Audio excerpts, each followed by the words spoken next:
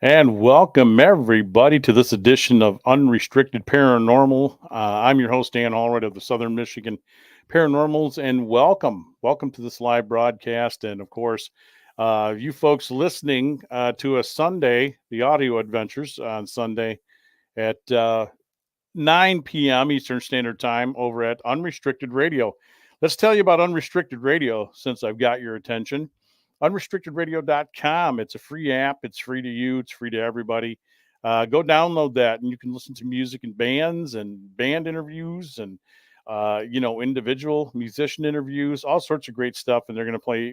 We are going to play music that you won't hear on your local station. I can promise you that. Stacy Lee has got a great program. During the week. I also have a program, The Big Dog Show, on Saturdays at 7, and you can chime in to see what I've got going on the weekend, as well as our paranormal fair. This being one of the paranormal shows that we offer up to you at 9 p.m. Eastern Standard Time. So thank you, Unrestricted Radio, unrestrictedradio.com. Go check it out. Also, as you see on my hat, those of you watching, Gun Barrel Coffee. Gun Barrel Coffee. You've had the rest, try the best. Gunbarrelcoffee.com. They're out of Batavia, Illinois, and all proceeds, well, not all proceeds, a portion, $1 of the proceeds from each sales go to veterans organizations. And it's damn good coffee, as they say. And then you like my shirt? Sarcasm is just one of my many talents. Absolutely, it is. I use more of that on the Big Dog Show than I do here. Welcome to the program. We were scheduled to have a guest on. I'm not sure what's happened. I've sent him a message. I think he gets Central Time and Eastern Time a little mixed up, but we were scheduled to have on a guest. So if he shows up, we'll bring him on. But we're going to talk paranormal, obviously, on this today's show, and it's interesting because the paranormal world encompasses so much now. I mean, it always has, but I think mainstream everybody gets it. It's not just ghosts and spirits in the other side. It's the cryptids, the Bigfoots, the Loch Ness monsters, Mothman, all that type of stuff. Elementals. I mean, it encompasses everything, as well as UFOs. UFOs is a huge topic, obviously, right now. And hopefully, like I said, if our guest comes on or shows up, we'll talk a little bit about that. But let's talk about paranormal in general since we started the program. I've been doing this collectively. We got talking not too long ago with some folks that 22 years I've been at this. 22 years. Take that into consideration. Think about that for a second. I have to take that into consideration because I was telling people, hey, 10 years, 15 years, 17 years. It's actually been 22. And we formed the Southern Michigan Paranormals. It's a whole story, but we became SMP as it is now in 2008 / going into 2009. And we've grown. People have come and gone from the group, and it's just been a wild adventure and a learning curve as well. I tell people that I've been very blessed sitting and thinking at times how many places we've been, people we've met, those who are well known, and some that aren't. We've been on radio, TV, all over Michigan here. Been there, done that. I mean, a lot of the groups coming up now. Some of them who've been around like us are reinventing themselves, but we've been on the TV thing. We've been on the news. I mean, we were in Associated Press one time over an investigation. One of my members, and it just kind of fell back on our group. And uh, another one of our two people in our group wrote a book called Beyond the Veil, Voices Beyond the Veil, and that's a story about the Crouch murder case out of Jackson, Michigan. Randy and Denise worked on that, and I was honored to go out there and investigate the site as well. But so I've been around, done all these amazing things, and I'm not telling you this stuff to brag. I'm just telling you that I'm blessed.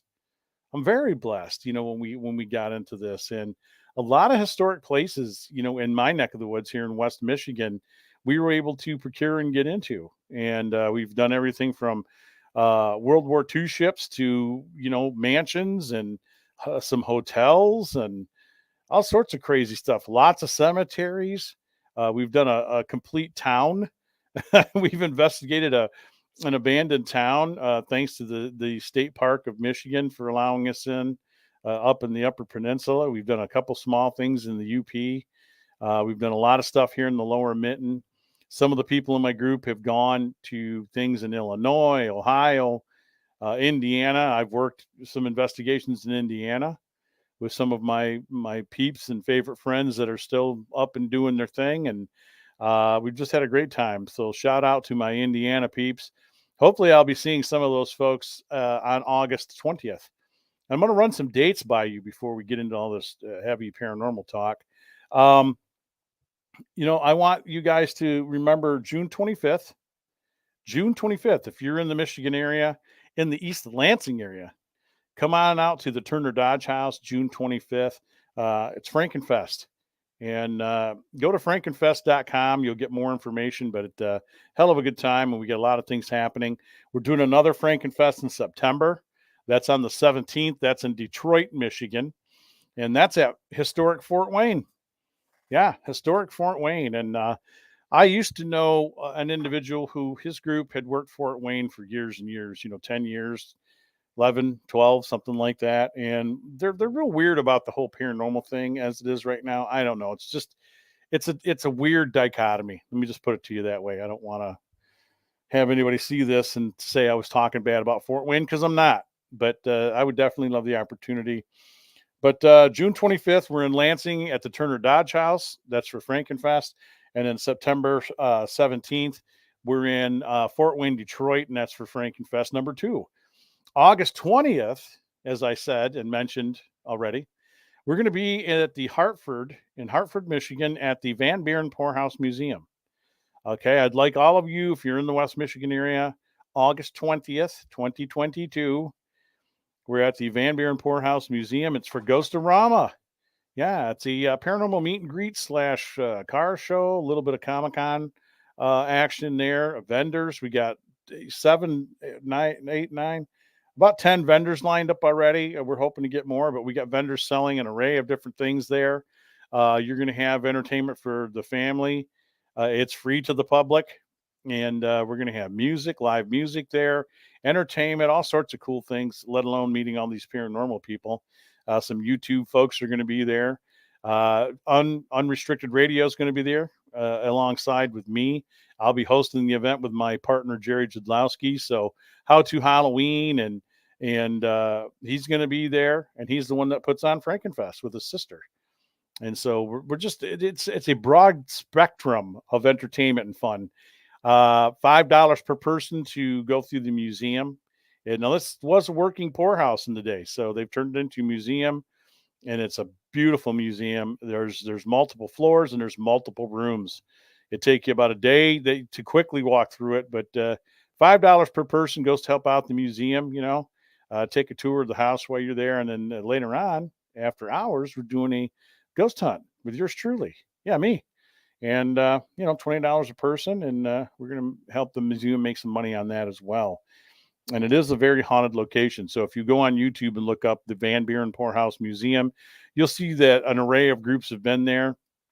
The ones I want you to pay attention to the most are us, obviously the Southern Michigan Paranormals, Tommy Amongst the Tombstones, and of course, Living History's Mysteries, or the Midwest Parahistorical Society.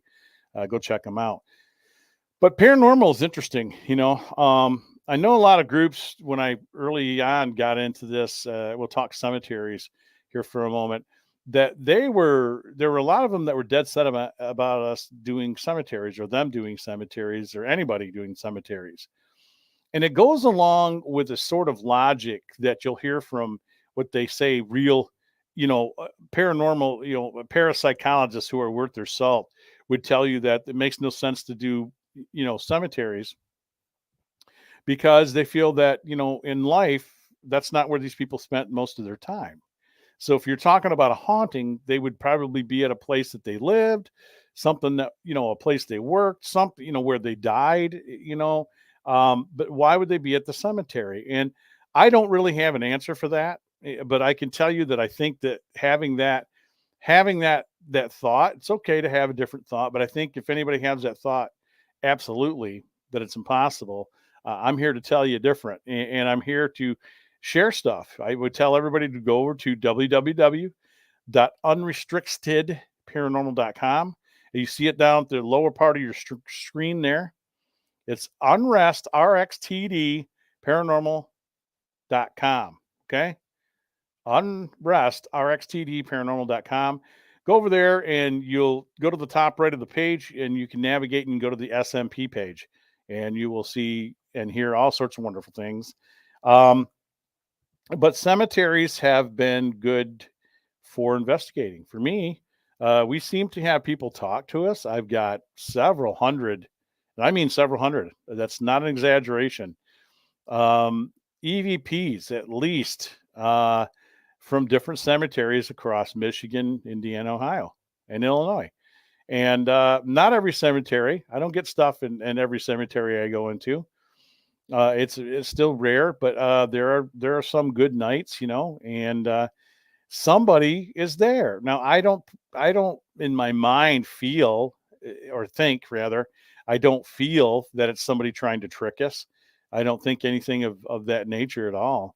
I think we're talking to spirit. And I would almost assume, I'm going to take an educated guess that maybe, okay, maybe the reason that some of us hang out is because we're watching our own funerals, if life continues after death, and we're there to see our body put into the ground. I mean, even if maybe not so much if it's cremated.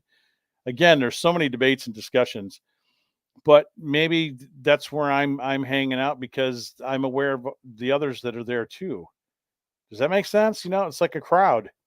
Um, I don't know. Maybe there's a rubber band connection. I say rubber band because maybe we are connected to the physical aspect of our body without realizing it. So when we pass on, we kind of have to motate back to it. We can travel. I don't know. I don't know if I'm making any sense. All I'm saying is, okay, listen, fellers and fellettes. All I'm saying is that I have gotten EVPs at cemeteries. We've seen shadow movement.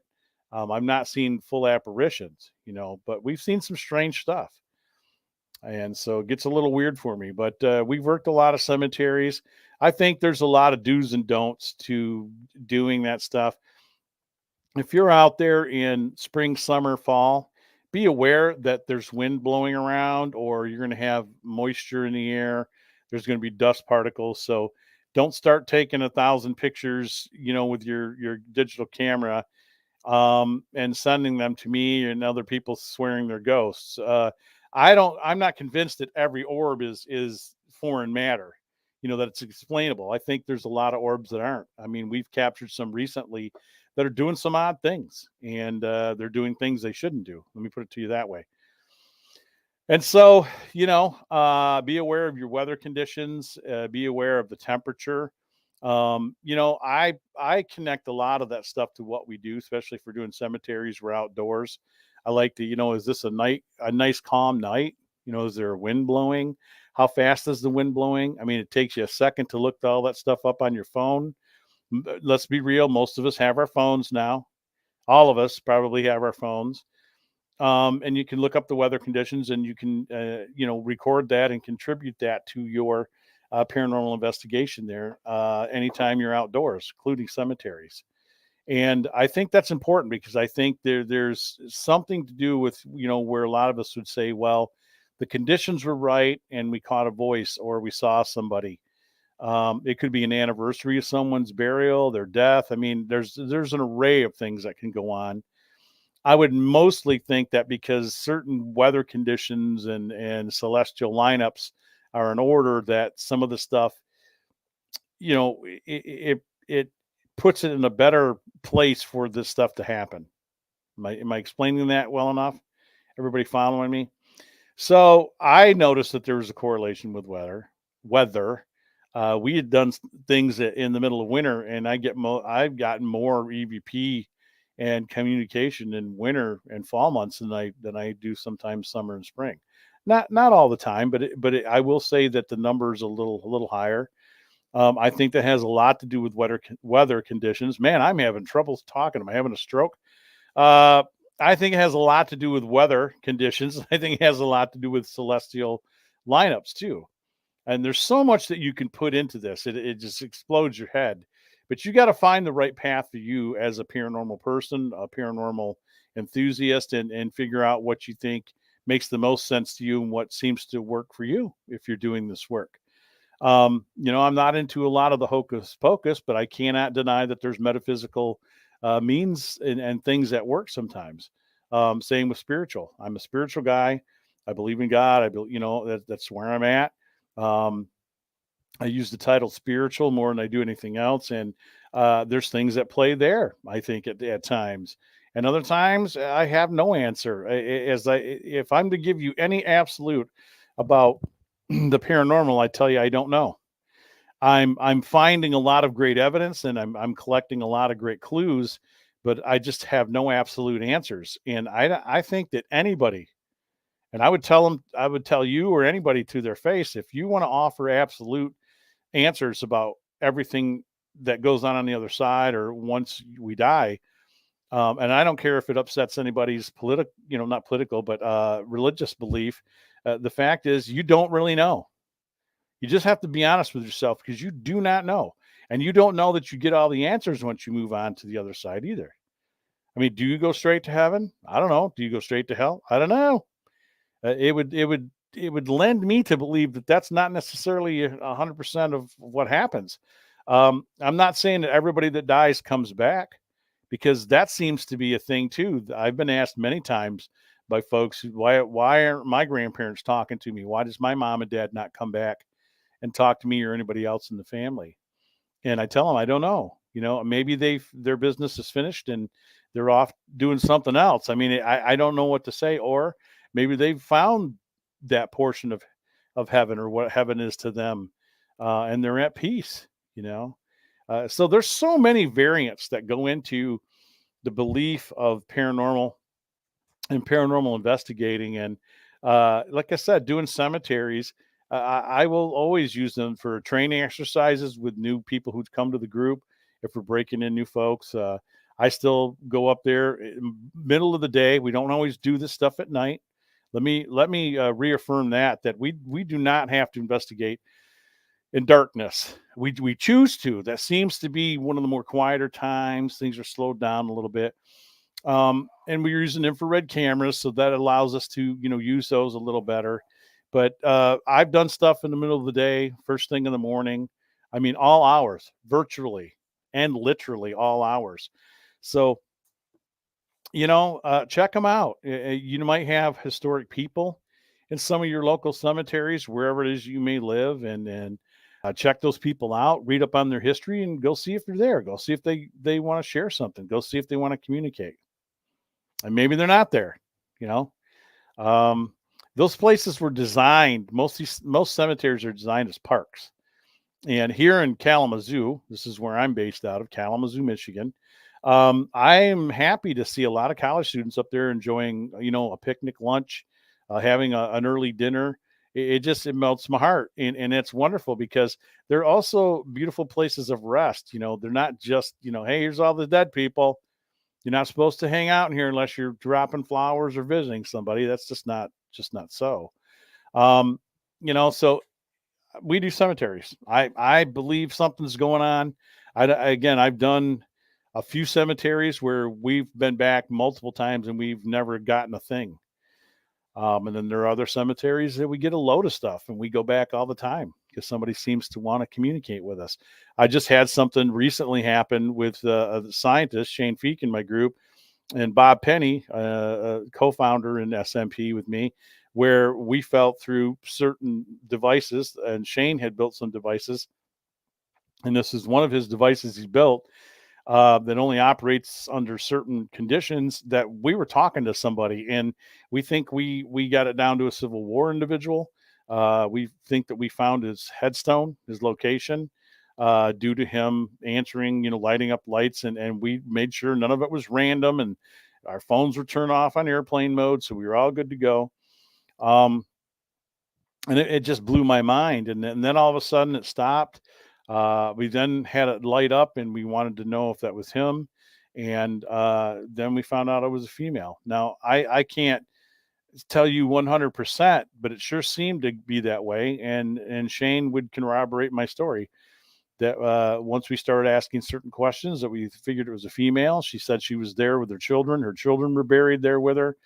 And I think it was a headstone that Shane had been there earlier in the spring or summer year before with his daughter, and he had talked to the same person. So it just blows my mind, man. And again, I would ask the same question too. Like, why are you hanging out in the cemetery? I've asked that when we've done EVP sessions or ghost box sessions. Why are you hanging out in the cemetery? You figured you'd be able to travel and move around.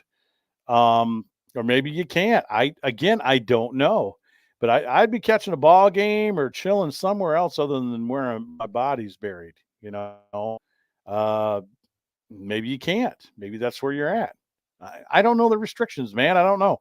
I haven't been to the other side and come back with a notebook or anything on film.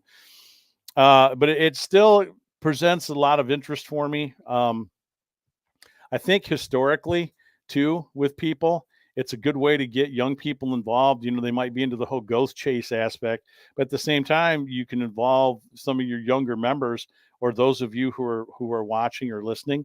You can learn history. You can go in there and find people and learn who they were. It goes without saying, excuse me, I had to take a drink, that most cemeteries have people who most of your streets in your town or your city are named after. Straight up. They ran lumber businesses, stores. I mean, all sorts of stuff. And this goes for any town, any village, any city. You can find the movers and the shakers. There's tragedy. There might be murder victims that are buried there that you know of. And as I said, there's something for everybody to look into. But history being the number one thing that I'm talking about there is that not only were you out there ghost chasing, but you learned some history. You learned something about the people that had come before you. And I think that's great. I think that's a great byproduct of doing cemeteries. So there's that. Plus, there are so many that are, I found some that were untouched. We went out last year and we volunteered and we cleaned and mowed a couple of them because the township and the counties have forgotten about them. We went to one and they had no idea it was out there. I'm sure it'd been sitting derelict for 100 years. And I said, no, there's headstones. We just happened to find it walking a trail, and some of them are home. These people have cemeteries in their yards in their homes, which I think is pretty unique too. That's all over the world. That's kind of a cool thing. But paranormal, for me has just offered up this enormous learning curve, this enormous wonderment of existence. If anything, it spells out to me too, and it tells me every day. And anytime that I'm looking into something, the fragility of us as human beings, how quickly we can just be gone. We're here and then we're dead. After losing two parents, understanding my mortality, understanding other people's mortality, and maybe trying to find some answers. Like I said, if there is a visit from the other side or that person who's passed, we want to know. We want to know what's going on. There's a lot of people. I will bring up Frank Henderson. If you don't know who that is, look it up. Frank Henderson, Henderson Castle here in Kalamazoo, another great sponsor of this network and my show. You go to hendersoncastle.com. And Frank Henderson himself, when he was buried across the street in the cemetery, literally across the street from Henderson Castle, he had made mention in his will that he be put on a certain hill so that he could see his house that he built in 1895, his castle. So he obviously understood or thought there's something to the afterlife, and maybe he was going to be stuck over there, or he at least wanted to see it from where he was buried. That says a lot to me. There are a lot of rich people and famous people and mansions and homes that it's in their will that if there's a cemetery nearby, that some of them have been buried in close proximity. Not a ton, but there are a few in close proximity, so they can see their house or their building. There are some that aren't, and but their ghost still seems to haunt residence. I love some of these kids that go on these urban exploration things. That's kind of a paranormal journey for me too. And I think it is for them without them really realizing it. That they go out here and they like. I think I just saw somebody do what it was. What was it? Was it a Hershey mansion? One of the Hershey mansions, or I forget who it was. But the point being, might even been somebody connected with Sears and Roebuck. I don't remember. And I'd have to go look it up again on YouTube. But there had been reports of people going in there and checking out this abandoned property in this mansion. And we don't need to get into all the politics behind trespassing and all that crap. My point is that they had some experiences in these houses as well. Why they're in there in the broad daylight, and they couldn't explain it. And like I said, I think some of these people are haunting some of their old places, their old residents. And Henderson Castle is one of them. It's been touted as the 10 most haunted bed and breakfast here in Michigan. But at the same time, I may have had a little bit to do with that. And I may have had a little bit to do with that because I was a guy who, when I started doing interviews, they take your interview, but then the historians twist your words. So the next thing I know, we went from Henderson Castle had activity to it's now the 10 most haunted bed and breakfasts in the Midwest. And my guest is now joining me, Michael Lynch, Dr. Lynch, PhD. Welcome, Michael. Hey, thank you. Can you hear me okay? I can hear you. You look great. Okay, good. Thank you. I was just on the phone call. I'm sorry, time got away from me. No worries, man. No worries. You're a busy guy, so I understood. I carried on, and I thought when he's ready, he'll jump in. I humbly apologize. I really do. I'm really sorry. But don't worry about it. We're old friends. You know better. That Henderson Castle does sound intriguing to me. Now, don't you guys have some fanfare going on? Well, I do the ghost tours once. Yeah, I do the ghost tours once a month there, and we were just covering, like people, some of these people across the world. If there's a cemetery nearby, I was talking about how they have it in their wills to be buried in close proximity to their home, so they can see their home in the afterlife, and that would lend me to believe that a lot of people in the day and still have some sort of understanding of something else going on. But I was just covering a little bit of paranormal till you came on board because I'm sorry, and I do apologize. No, don't stop apologizing. Actually, just a second. I got to turn this fan off over here. Yeah, do what you're doing. So there it is, folks. But what Dr. Lynch was talking about is Ghost-orama. We covered that. So that's August 20th in Hartford, Michigan, at the Van Buren Poorhouse Museum. We've already got a ton of vendors. Anything past 6 is a ton of vendors to me. So we've got a ton of vendors lined up. We have some special guests coming on. We got Michigan Beetlejuice, the Great Lakes Ghostbuster Coalition. We've got a car show. So the Mach 5 will be here. You get to meet the guy that built this.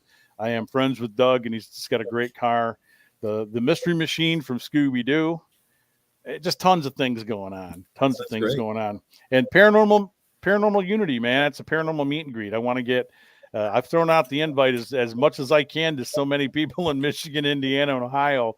We'll see how many people bite and how many people show up. But let's jump from that over to our guest, because he's been sending me these little videos of some of the strangeness, and I call it high strangeness because it's UFOs, and I'm into UFOs. I'm into the alien thing. I always have been, and we've talked before on the program. And I told Dr. Lynch that he was to pick his topic, and I just let him run with the ball, because it's like sure. Watching. I won't say OJ because that's a real bad reference nowadays.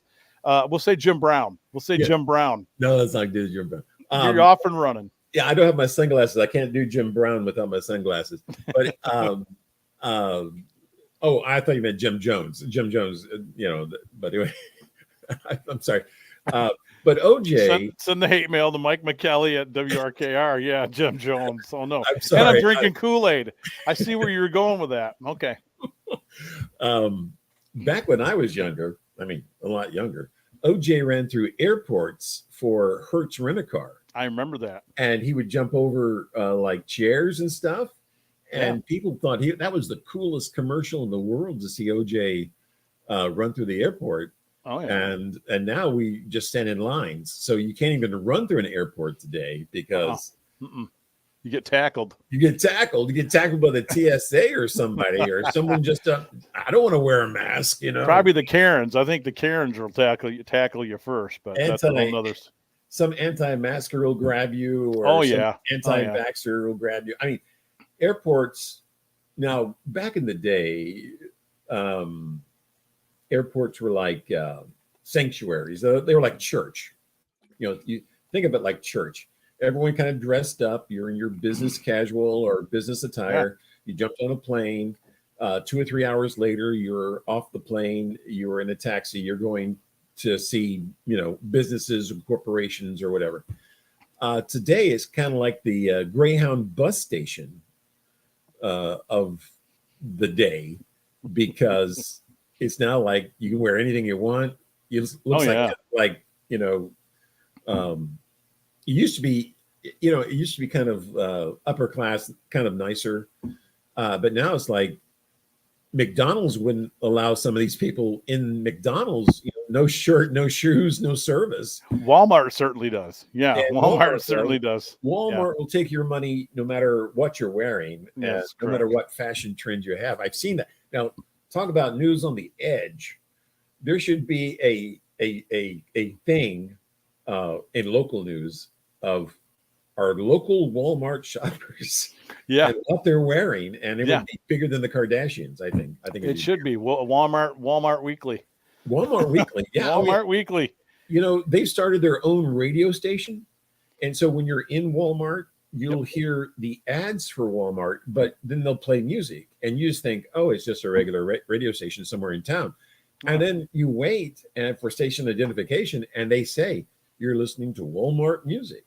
It was like, and employees will call in and request songs, and you'll hear the employer from store 67 in Kansas City. Yeah, I've heard that. Yeah, and I was shocked and amazed. Oh man, the other day I was in a store. Was it Walmart? It was one of the stores I go to, Walmart or something like that, Home Depot or something. Anyway, an advertisement came off in Spanish, and it was your local. It was your typical, national advertising, because you could tell by the music and kind of the lyrics in the background, but it was all in Spanish. And I go, well, that's unique. I understand Spanish, and I was kind of listening to it, and I thought, well, that's kind of unique. So it's to accommodate more and more of their clientele, because more and more of their clientele is coming across the border and getting these day jobs. And so they want to advertise now in Spanish. Pretty soon it'll be in Portuguese because of the Brazilians. It'll be in multiple languages. Back in the old days, I mean, this is a long time ago, rice-a-roni was a San Francisco treat. I remember that. Okay. It was never done in Chinese. It was never done in an Asian tone. It was all American, Asian food, If anyone's had cashew chicken, if anyone who's ever in the world has cashew chicken came from Branson, Missouri, where this guy, and I think his last name was Lee something, or his first name was Lee something, but he was Asian, and his boss came in and said, how do you get chicken? How do we sell chicken, in a Chinese kind of sense, or Japanese kind of sense, to these hillbillies? And so what he did was he chopped up this chicken breast and rolled it in cornflakes and put flour on it and rolled it in egg batter and deep fried it. And anything that was deep fried in the South, especially Branson, Missouri, Missouri, would sell. And so all they did was take this sweet and sour sauce, or the sweet sauce, and they poured it all over it. So there was greasy and sugar, and you could not get enough of that. And what better than cashews? Because I am a cashew fiend. Oh yeah. I was buying 5-pound bags at Walgreens for a while, and I'd be through it in 2 days. I'd eat a ton of cashews. I'm No, a nut.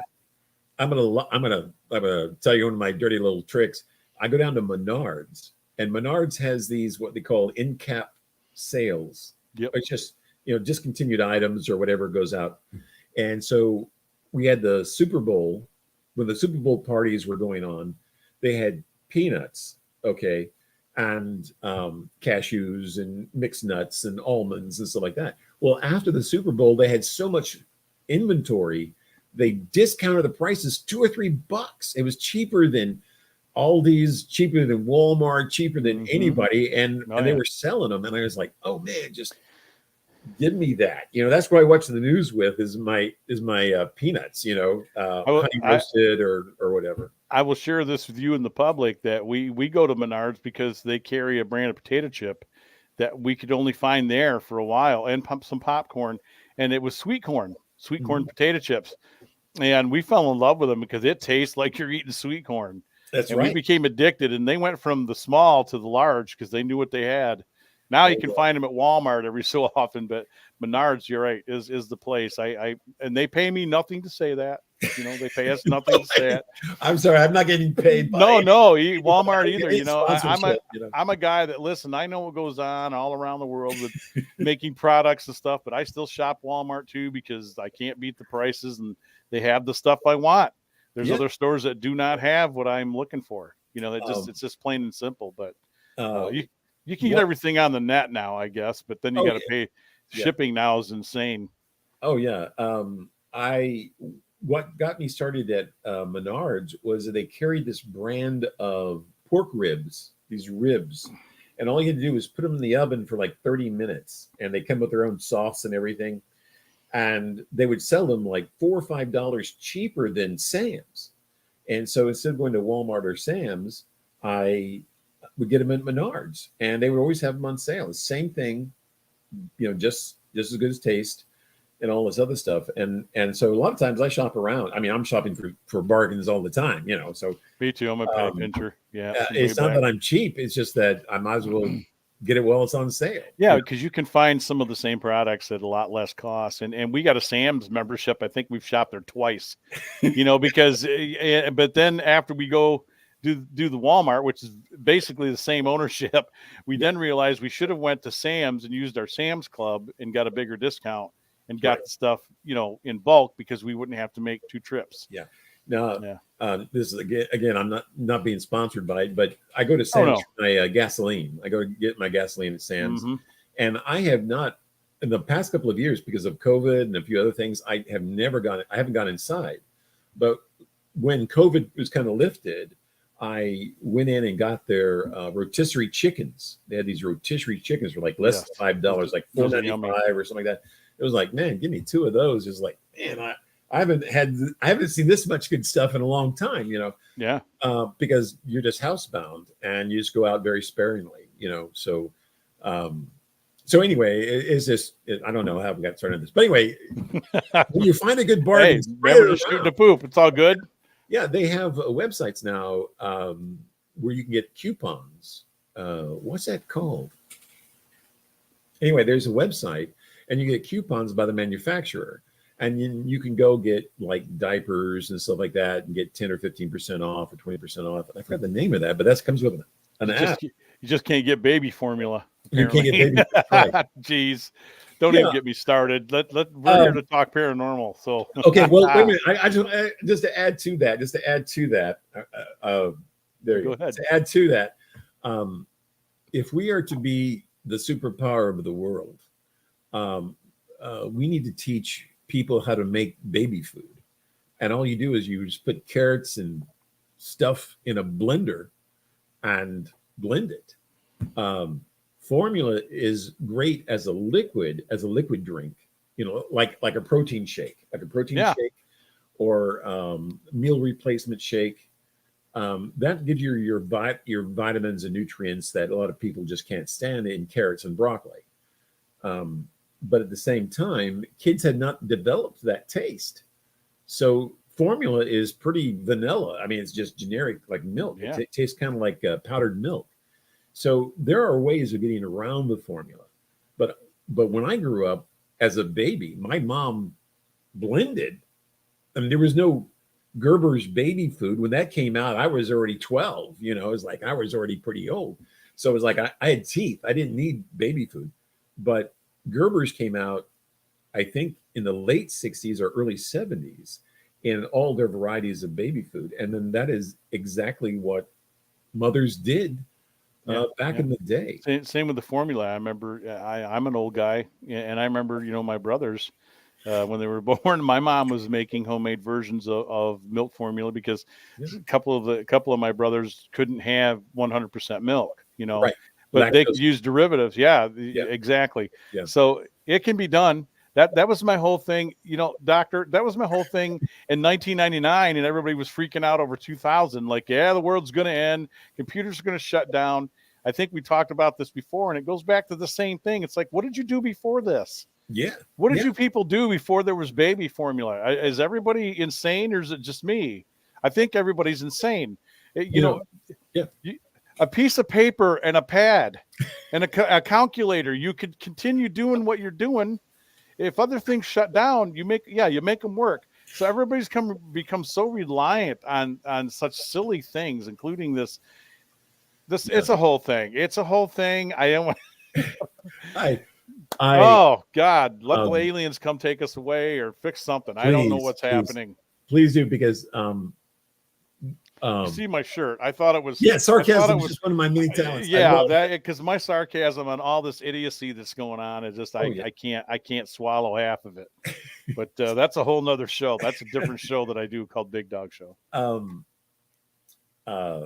There was an episode of The Daily Show with Jon Stewart, and he had a list of complaints from politicians about his show, and he just like tears it up and throws it away, and then gets up from his desk, from his studio, and walks back into the writer's room, and he says, sarcasm is such a wasted art, and his writers just look up at him like, well, yeah, it is, because people don't understand sarcasm. Nope. And it is a pressure valve.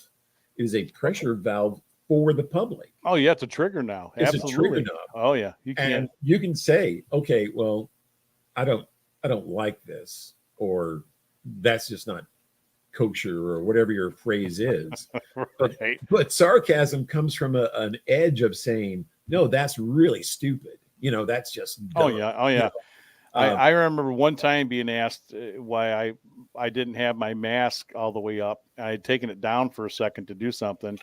And out of everybody in the store, it's this guy. It's this guy. I see him walking towards me.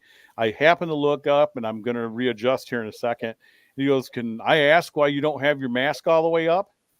And my wife looked at me because she knows how I am, man. And I didn't do the stupid thing like I usually do and just fire off. I looked at it and said, yeah, you can ask. Yeah, that's what I say. That's what I said. Yeah, you can ask all day long. I don't have to answer you. I don't know that he got it. He just stood there for a minute, and we walked on, and my wife's like, you are horrible. Yeah. I'm like, I am, I said, I used that, but I borrowed that from William Shatner. Yes. Believe it or not, from Star Trek. He's like, can I ask how you beat the scenario? Yeah, you can ask. Yeah. Doesn't mean I'm going to tell you. You can ask all day long. Well, you don't question a superior officer. That's the other thing too. I was on a radio show for about 14 years, and I had this guy incessantly would call in. He called in a couple of times, and I just like shut him down or pass him off. But one time he got on and he says, okay, he goes, Dr. Lynch, he goes, where did you get all your information? And I said, well, you can ask, but right. I don't have to give it to you. I don't have to give you jack. Right. I'm under no duress to tell you anything. If I get it from my research or somebody else's research gives it to me and says, check this out, I'm under no obligation to the general public to spout out, hey, these guys up in Michigan have got it all figured out. You know what I'm saying? Yeah. So I get real mad. And anyway, so the host of the show his show, his show, where I was just doing a segment of the news, paranormal news. He was doing the whole show, so he didn't want to have any bad feelings. So he goes, yeah, Lynch, where do you get all your information? And I just rattle off, okay, New York Times, CNN, MSNBC. It's everywhere if you know where to look, man. Fox News. I said, if you got the time to go through all of that and the Wall Street Journal, more credit to you. The USA Today, I just went down the list. And I said, if you got time to go through all that, more credit to you. But that is a lot of my resource. And I will find out something a week or 4 or 5 days prior to it being released. So I would come on my show and give you tomorrow's news today. And people would listen to it and they'd laugh. Oh, yeah, Lynch is just spouting off. He's just blah, blah, blah, And it was like next week, there was Peter Jennings, there was Lester Holt. And then they would read the national news and bingo, there it was. And everyone would call in the next week and say, hey, I just saw that on, NBC, CBS, ABC, whatever. Your segue is perfect because it's twofold. It's one that, the truth is very inconvenient to a lot of people who want to spout their own facts without checking anything. I mean, They just go along with the popular thing, and that's still not even just politics. It's with even the UFO community. A lot of that's been done. Yeah. And what you're speaking to on the second part of that too is, again, you have to understand that there's multiple resources. You need to read, search, look, and then make your own judgment in accordance to your best common sense, of reality and perception in the world. But not everybody has that. So I know it's a very tough plane for a lot of people to understand. Yeah. Now I want everyone to realize, especially the audience, that everyone thinks, like in the past 10 or 15 years, like the paranormal's been like everything else is like sports or weather or traffic or whatever. Okay. No, it has not. It's gone through 10 years and then it will disappear for 10 years. It'll drop out and then it'll start up again for another 10 years, drop out. In the early 90s, the X-Files came out, and that was kind of like a tongue-in-cheek poke at the paranormal. Okay, but it was still something in the paranormal. The only other show prior to that was Carl Kolchak, the Night Stalker.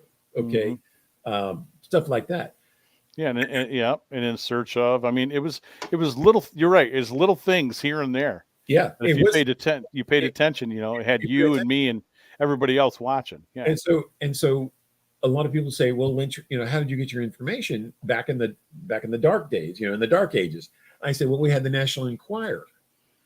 And everyone laughs, the National Enquirer is bogus. Well, come to strange thing, I bumped into a couple of guys who were reporters for another newspaper, a big St. Louis newspaper for the time. It's now deceased. It's now gone. But they worked freelance for the National Enquirer. So when they got a UFO story or ghost story or whatever, they didn't put it in the main paper. They went down to the National Enquirer and said, hey, we got a story for you. This place is haunted. Yep. Or this farmer saw Civil War soldiers in his backyard. Yeah. And let alone all the publications that were, hitting in the 50s, in the early 60s, you had that certain weird crowd that was subscribing and reading these. And I was seeing them ever so often through, I had stuff happen to me personally, but I remember seeing those publications from certain family members, people who were into that stuff in my family. And I'm grateful to them because that sparked my whole interest in continuing, especially when stuff came on television. Like I said, when In Search Of hit, I was young enough to remember when that was still being done on a weekly basis. And that just opened up a ton of doors immediately. What now, if you look at the producers of In Search Of with Leonard Nimoy, they were almost the same producers that did all the other UFO documentaries. And they had Rod Serling from the Twilight Zone do the narrations. And Rod was a believer. Yeah. And Rod, also did narrations for Jacques Cousteau. So when they were finding these ancient artifacts, you would hear the voice in the background of Rod Serling. When they did a UFO documentary, you'd hear the voice of Rod Serling. And so the Twilight Zone became synonymous with this edge type of reality, the edge of our reality.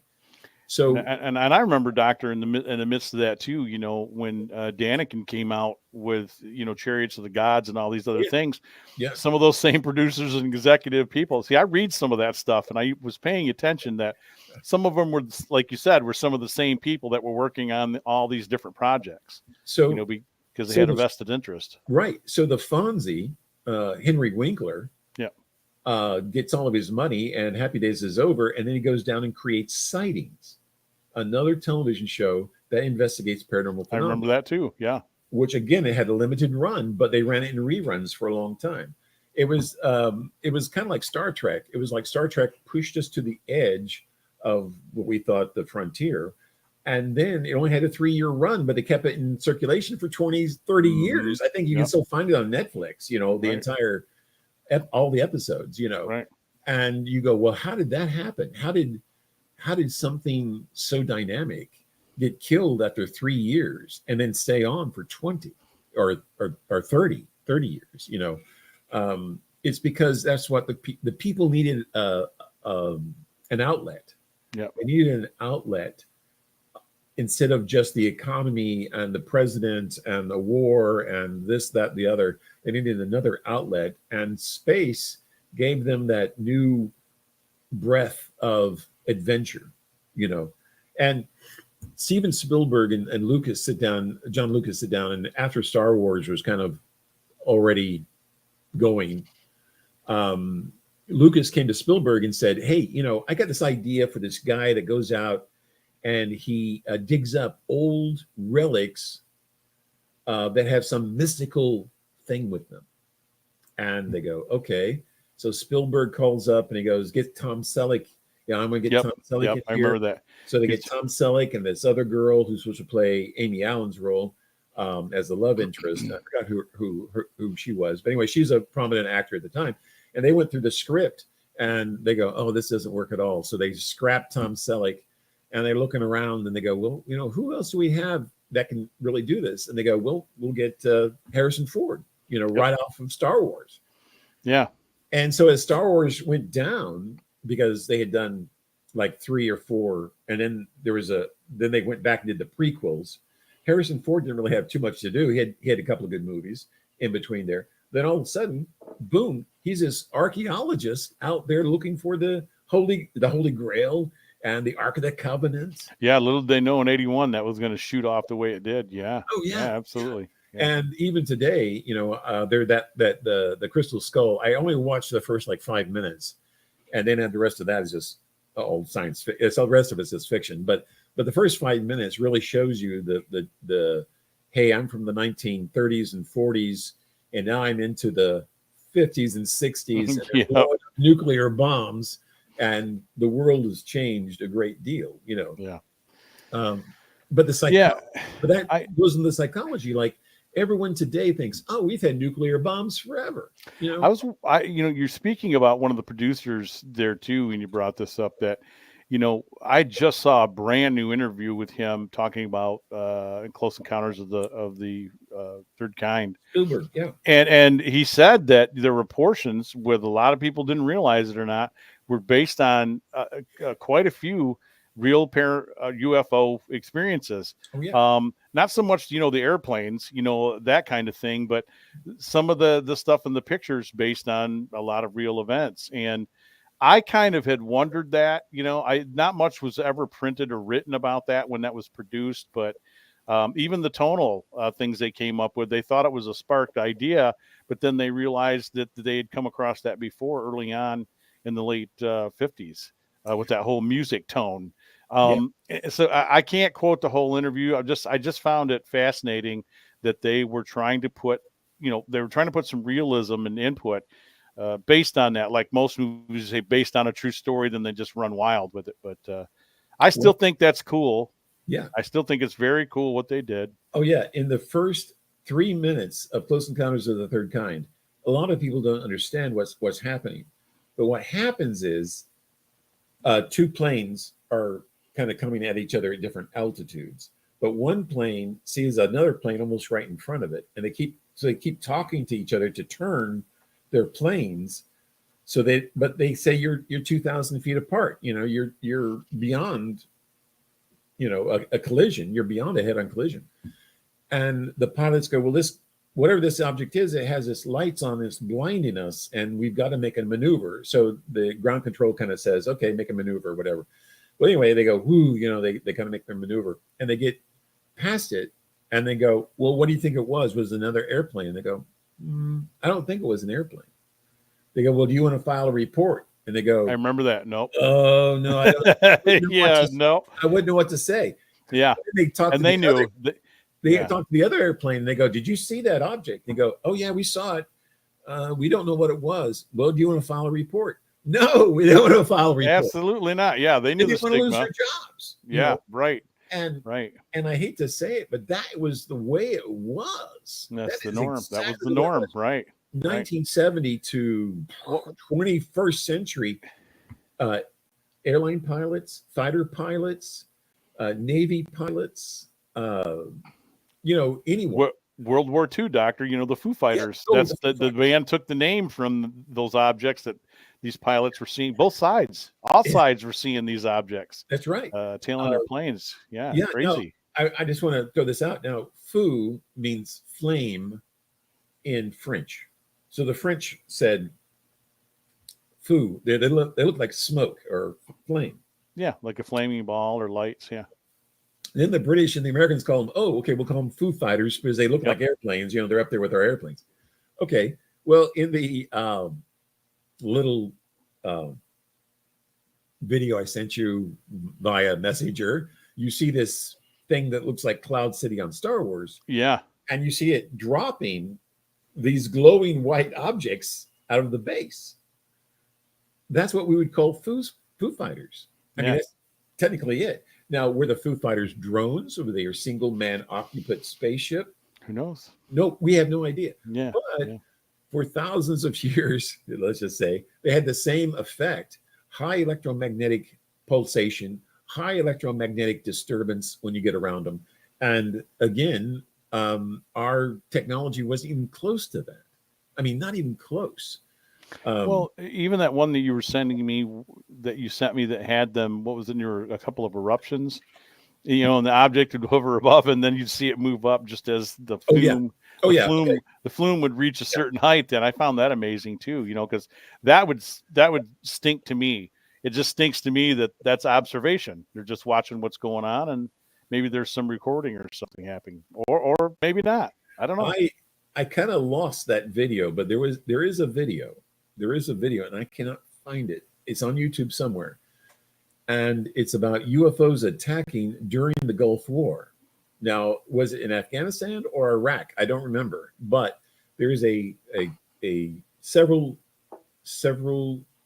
videos. They were taken by servicemen, and some were taken just by the population. They could have been ISIS. They could have been Taliban. We don't know where the real videos really kind of came from, but these guys are sitting there, looking out over this city, and this black triangle comes down and shoots a high beam ion cannon. I call it the ion cannon, but it's like a high beam electrical lightning bolt, and this whole thing has a reaction, blows the entire city up. Yeah. Now, this happens with factories. This happens with cities. It happens with different other installations. Now, is this some of our tech, or are we borrowing this tech? But we know that none of that can be seen on radar, especially ground-based radar. Right.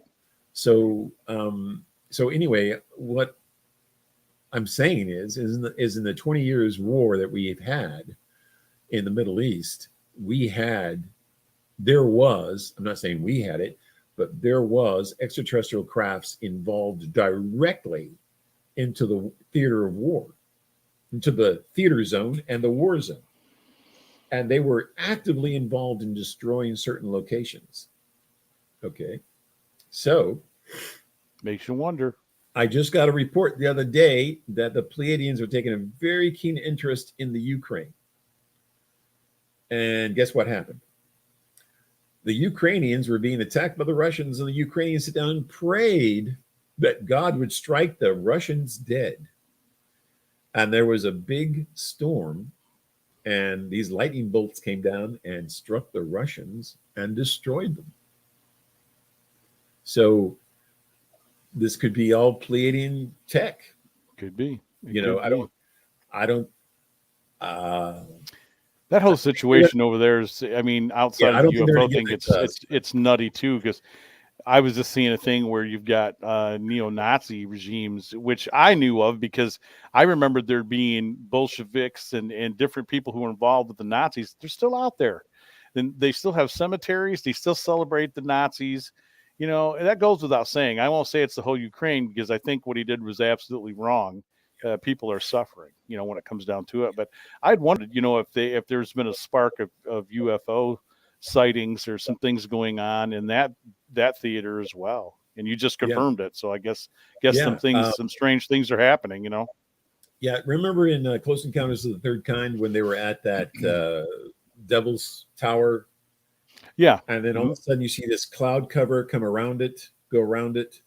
And the cover is just to disguise them when they come down. And I think that's what's happening now in the Ukraine. I think I got to see that in person from the road a couple years back. Yeah. I was just like, wow. Even just seeing it from a distance, it's still, I was like, that's where they filmed it. Portions of it anyway. Portions of it. It wasn't made of mashed potatoes, like a lot of people would assume from that movie. In the movie Close Encounters, they did take like 6 or 7 different alien encounters and observations, and they kind of push them together. Do you think this congressional thing that's going on? I mean, you and I have known, a lot of us are. Do you think there's a purpose or a distraction as part of this going on, or do you think they thought it was whoever's behind now finally releasing stuff and talking about this, that they thought, well, now's the time that we put the bread and butter and we just kind of slip it in there as we go, because now there's so much distraction going on, we can get it past certain people who would be scared to death of it. Does that make sense? No. Or do you think it's a distraction? It's a total. You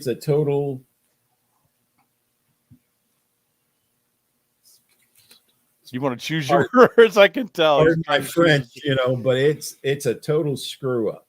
Yeah. It's a total screw up. Now there's two things. There's 2 things I want you to understand, and I mean this really well. Christianity and the U.S. government both worship space aliens. Now, how do I know that?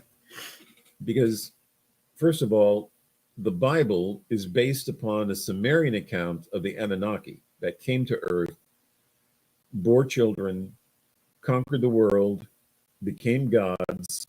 They're giants, and they were called the Elohim, which means powerful ones. Okay.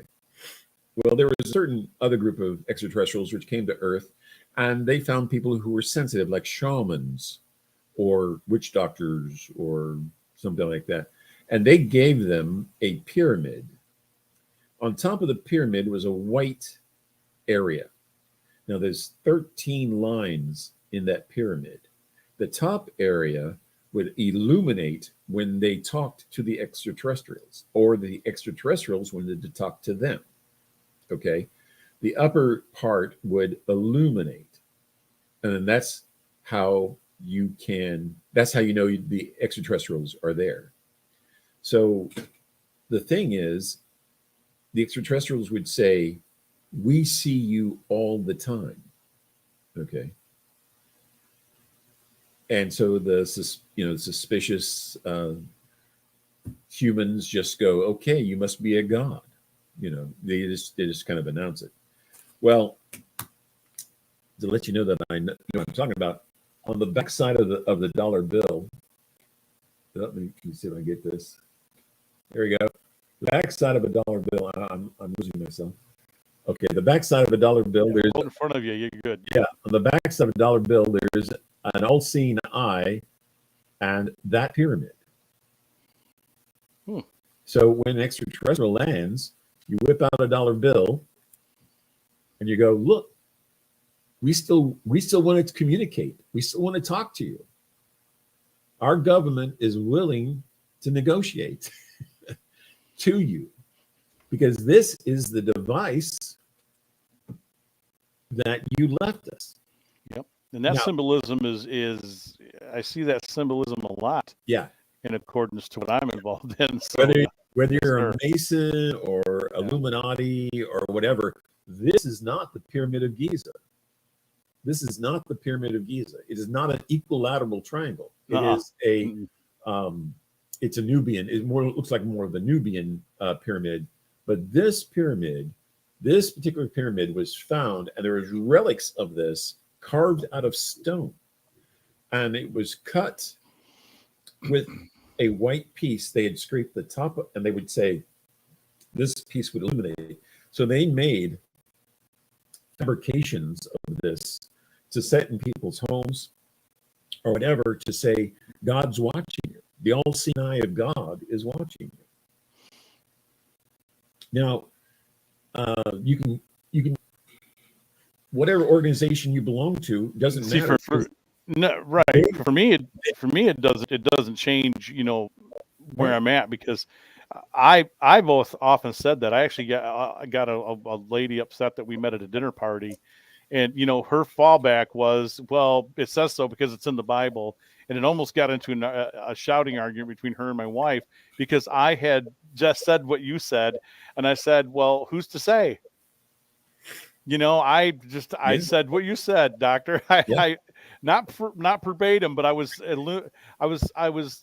going in that direction, and I said, as far as I'm concerned, I know what you're saying here. We've talked about it before. I didn't mean to interrupt you, but you always open the doors in my mind. That's great. That I would tell people. I've been telling them for the longest time.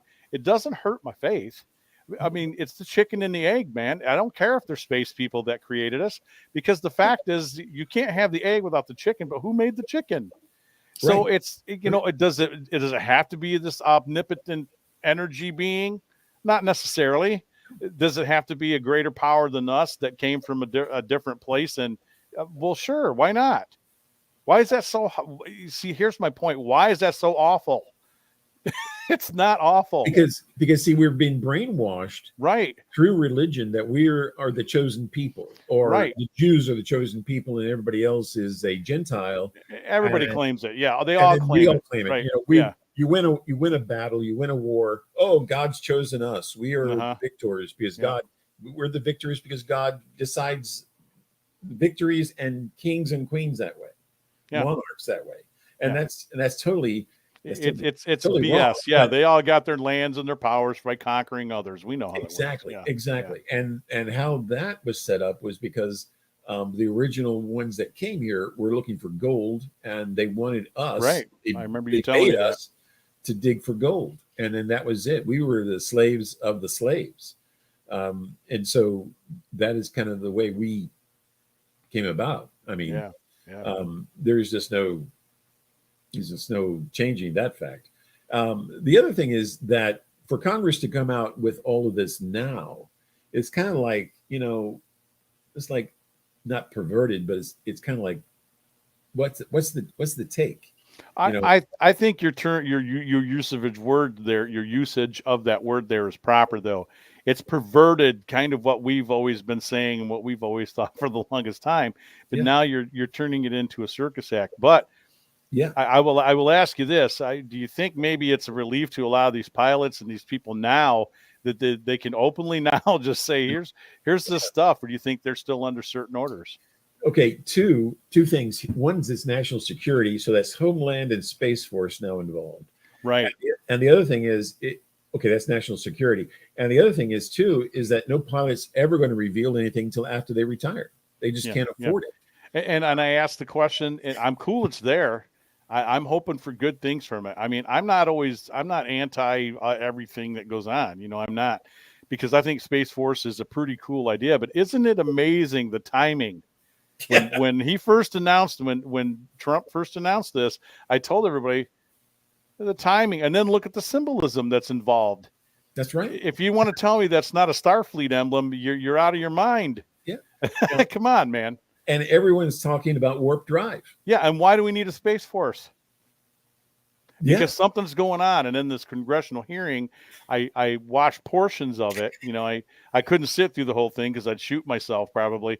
But to mention that they feel there's some outside alien agitated, going on. You were telling us that. I've been hearing that for the longest time. Yeah, Ronald Reagan said it. Yeah, Ronald Reagan said it. Yes, he did. I remember that. If we were attacked by some alien threat, how our differences would just dissolve. And go back when Independence Day was released, and you will hear people all over the place. I remember this being a discussion on talk radio at the time, all over the world. Rush even brought it up when he was alive back then. That what's the possibilities? What will we do if this really happened? Is this a precursor? Because think about it. Would we really be that powerless to a point? I don't want to get it. That's the whole negative aspect. But I mean, just to radiate what you're talking about here to the people listening and people who will listen to me, if I can get them to listen. It's not a new thing, man. If we can't stop something that we created, COVID-19, then what choice do we have with a virus that is veridically designed to beat our immune systems? I mean, how long would it take? A week, 10 days, a year to go into CRISPR and create a virus, monkeypox or Ebola or HIV, or I can go down the list. Yeah, and it's not going to take everybody because the selection, it doesn't affect everybody. You know what I mean. You know what I mean. There are certain, but the point, if you're going to hit most of the population, absolutely. Yeah, and absolutely. So there's a lot of people talking about population and economic collapse. We have too many people. We don't have enough food, and we definitely don't have enough money. So we're talking about a whole global situation that no government can control because it's just population. Like in America, we eat more beef and export more beef than almost any other country on the planet. The beef alone that we consume is already destroying pasture land because it's not being properly maintained. Right. So there are ranches down in Texas. We'll never be able to grow crops again, never be able to run cattle again. There used to be an old additive that, the cattle growers, the ranchers didn't want sheep on their property because the sheep ate the grass lower to the ground and horses and cattle would starve. So horses and cows eat higher on the grass. And so they leave a lot of it left behind. And they leave a lot of waste behind, which repopulates the soil. But after years of just an industrial mentality thrown at agriculture and cattle husbandry, we get to the point to where we're now, we injected more hormones into the beef so they could produce more milk, so they could become stronger, bigger, leaner, and, so they could get to the market faster. I have a person I know who farms, and he has cattle. He's got both, the beef cattle, and he's also got the milk. I forget what the distinctive names, but he was saying just what you were saying, and he's a very open-minded guy. He's into a lot of this stuff too, and he was saying just what you're saying. He goes, I will continue to feed my butchered beef that I raise every year, and he raises all of them. He's got generations of cows, even when he's had some disease and stuff. Point is, he'll continue to grain feed and do what he has to do that way. He goes, and then all these people, who are into this whole organic thing and they want all their cattle to be, like you just said, to be grass fed and all that stuff. Do they realize what they're doing to the land? He goes, and I get yelled at because I raise them in a structure. I let them out, but they do not feed off my ranch. And you see his ranch; it's lush, it's beautiful, and he's grain feeding. But he's trying to pick the best grain that he can for his cattle. So he says, "Well, I'm always thoughtful of trying to maintain health and people eating this meat and it traveling down the line. So he's one of those few farmers that he puts a lot of thought into that. Same when he used to grow crops and spray. He goes, I discontinued chemicals, thinking I could use manure and different things, and because it became a hassle. And then it was running off into the, there was all sorts of things at play. So he just stuck with cattle. Yeah. So he's happy producing milk and beef, and he doesn't have a huge output, and he butchers his own stuff too. Right here near Pawpaw, Michigan. And I've been up there, but like I said, that's some of the best steaks I've ever had in my life. Yeah. And I don't know if that makes any sense, but like I said, people always have good intentions with their thought process of what they want to try to do to make it better. But I don't know. I think he's doing the right thing, whatever he's approaching to try to do. And he's always talking to me about leaving less of a footprint as an old traditional farmer.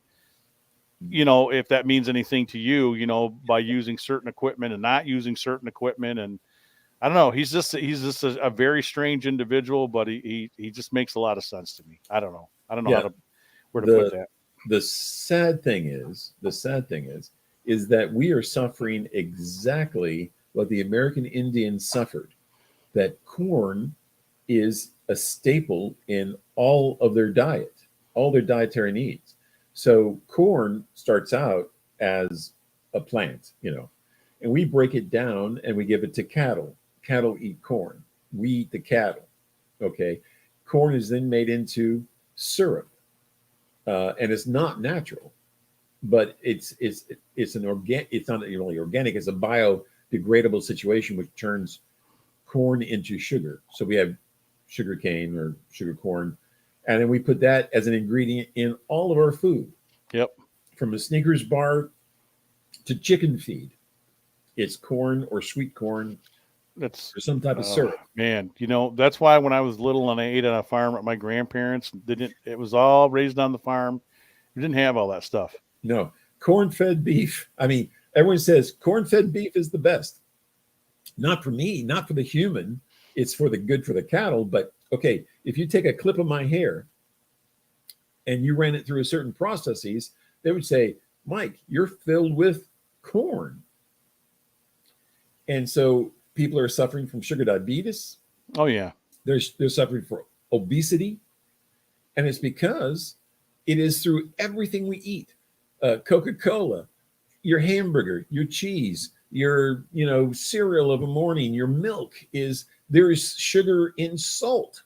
If you look on the back of Morton salt, there's sugar there. It's not some nice little girl with an umbrella. It is sugar. I mean, so even our salt has sugar in it. So it's everywhere. And we're going to suffer those same diseases as a population does not change its dietary requirements. So I'm not saying corn is totally bad. I'm just saying in certain limitations, it's very good. And it's a great substitute. So how do let's talk about them. I guess we use the term them. Extraterrestrials. Yeah. My question has been, and I'm going to ask it. I don't think I've ever asked it of you or on a program. I'll try to answer it the best I can. Do you have a hint of what their sustenance is? How do they process food? How do they eat? What do they eat? Yogurt. Like microbiotics. Yeah. Yeah. Almost 80% of everything they're vegetarian straight out.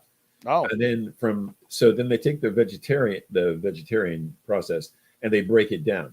Now, let me just explain a few things. And it takes multiple generations for us to really understand what's going on. But let's say, okay, we're going to the moon in the Apollo rocket. Okay, well, the Apollo rocket had no room whatsoever, no storage whatsoever. And so everything you eat has to be pureed. Yeah, it had pureed. Yeah, pureed. Yep. Pre-mixed, pre-done. I mean, this is where Tang came in, because it was like orange juice you mixed with water and then you just squeezed it and ate it. Okay, well, you can't do a steak that way. You can't cook a steak like that. You can't cook chicken that way. So you grind it up into a puree, and you either eat it like KP rations in World War II or Korea, Vietnam, you ate KP rations, and that was in a can, and everything was kind of done for you, and then you did it that way. Or it comes and it's in a foil, kind of a plastic foil wrap. Yeah, those foil packets. Yeah, but you can kind of heat it up a little bit, and then you rip it open, and then you eat it. Even today on the space station, they have like old TV trays that they have like mashed potatoes and pudding, yogurt. You know, they don't really have what we would call solid meat or anything like that. And there's a whole division, a division of cooks, specialty chefs with astronauts that line up to try the next cuisine. Oh yeah, I can imagine that. Yeah, and that's all they do. They just cool. cook and have these guys taste test it, and Right. then they say, "Can we put this into a can or a squeeze bag, or something that astronauts can eat while in space?" And so, after you understand you're limited in space, you're limited in oxygen, you're limited in heat apparatuses, things like this. So you get away from cooking animal matter Mm-hmm. and start looking at plants. Now, Jacques Cousteau, on one of his ships, they developed called a window garden. And so there was a bunch of windows, and then they had this like flower bed or little bed. And the chef on board the new Calypso was able to plant spices and herbs. Yeah. Well, he would take those spices and herbs as they would catch, fish and whatever, and mix it with the fish and some wine and cook it all up, because that's the way the French do. But if you're in space and you have limited supply of oxygen, limited supply of space, then everything's going to be either liquid or tofu kind of consistency.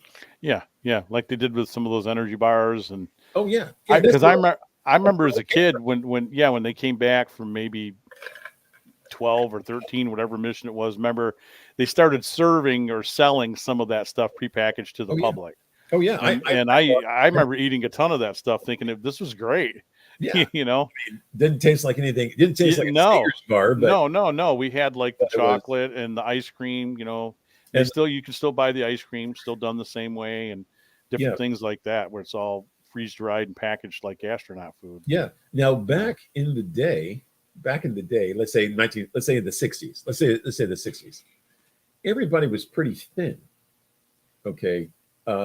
We didn't have a lot of Snickers bars until the late 60s and early 70s, and then kids were eating them for lunch. I mean, they were like drinking Carnation's instant breakfast, and cramming the Snickers bars, and that was their breakfast, and they were off to school. So this is where Pop-Tarts comes in. This is where a lot of that food comes in, because that was designed for the space program. It just hit commercial acceptance, and away we go. So we got away from, for a long time, cooking anything of a morning. It was coffee, it was hot chocolate, Pop-Tarts, something like that, and maybe a bowl of cereal, but probably not. Not a lot. And then that was your energy to go. That was all the sugar and corn, because Corn Pops, Corn Flakes, and Captain Crunch and Fruit Loops was all made from corn. It was all corn derivative. Yeah, it's all just puffed up. Yeah, it's all just puffed corn. So anyway, making a long story short, all of this came from the space program. And then they turned right around and they said, okay, so if you're in space for a long period of time, there's two things you don't want to do. One is get out of shape, gain weight, and eat foods that will shorten your lifespan. So let's say you have a natural lifespan of 1,000 years. Let's just round it off to 1,000.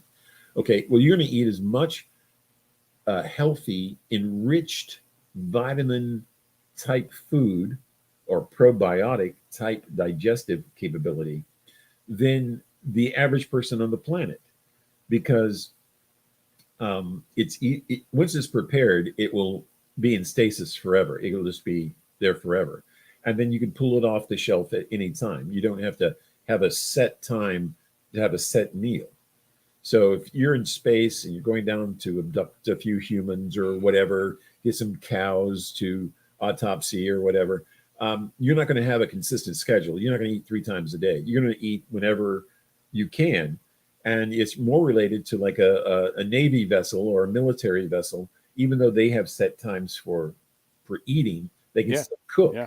But what if you had a situation to where, okay, for breakfast you had a big glass of protein shake or fruit juice, and then you didn't have anything else until the next time you got hungry, and then you had some plant-based tofu yogurt, you know, and you're eating that, and then for dinner it would be a combination of probably both. And very seldom do they ever eat a really warm, hot meal. It's more of a warm meal, and it's something you can put in a cup or a glass and then take. I always thought ramen, ramen pasta was the undercurrent to adopting, because every kid in college ate ramen at one time or another.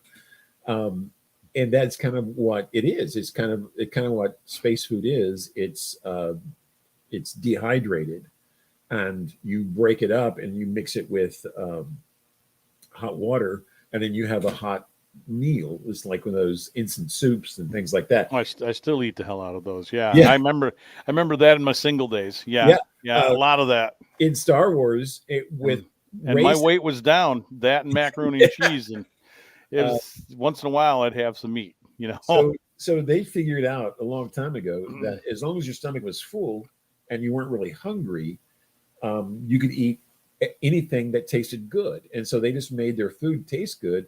That was high value in protein and vitamins and minerals. Okay, so there's a joke on Mystery Science Fiction or Mystery Science Theater 3000, where Mike and the robots are held in orbit by these white guys. They're just brains. You know, they carry their brains in a dish in front of them, and they walk around saying how much they've evolved. And one of the clips is that they are eating a cereal, and they beam some up to Mike, and so they're eating this, and they're going, you know, this is to maintain our brain matter, even though we don't have bodies. This is non-corporeal. We just create these bodies out of our own thought. But it's kind of the illusion of eating something. And Mike sits there and mixes them with some shallots and cooks them up and makes little, you know, he fries them. So he's actually smarter than these guys who are just eating them like cereal and milk. And it gets pretty funny because really, when you're talking about the grays and some of these species, their brains are so big, they've got to have protein. They got to have a lot of protein. And the only way that they can get some of this is through plasma. So they're virtually absorbing liquids. It could be cow plasma, blood, hemoglobin. See, I was just going to ask you. Do you think that they're part of the mutilation process too? Oh yeah, absolutely. Yeah. No doubt about it. Now it's because of that, the plasma need, and it's for many different reasons. But one is they need lunch, and so a cow is a great provider of that. The other thing is that they need to check for a long time the diets of the average human being, and since Los Alamos and area, you know, out around Area 51, Area 49, or whatever, they were blowing up nuclear bombs. The radiation has spread from Area 51 all the way to the Appalachian Mountains. So when they pick up these cows and horses and sheep and mutilate them, they're looking at radiation, pyron sickness. They were investigating this before we got Jacob's. Anyway, it's dementia.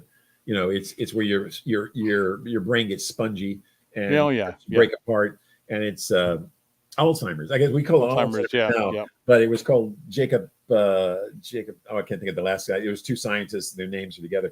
But anyway, the thing is that they knew back in the mid 70s, 76, 77, that if we continue to eat this irradiated beef, we would get sick as well. And so this continues. I have very close to when I was growing up as a kid, there was a farmer, and I didn't know this at the time, but later on I found out about it. He had several cattle. Every 10 years, one of his cows would come up mutilated. And that was because they were testing these cows in that region. It's a 10-year, it's a 10-year gestation period for the radiation and stuff to take hold. Right. I get it. Okay. So they do this. They start out in the West Coast. They start out with West Coast, Skippy the horse, and okay.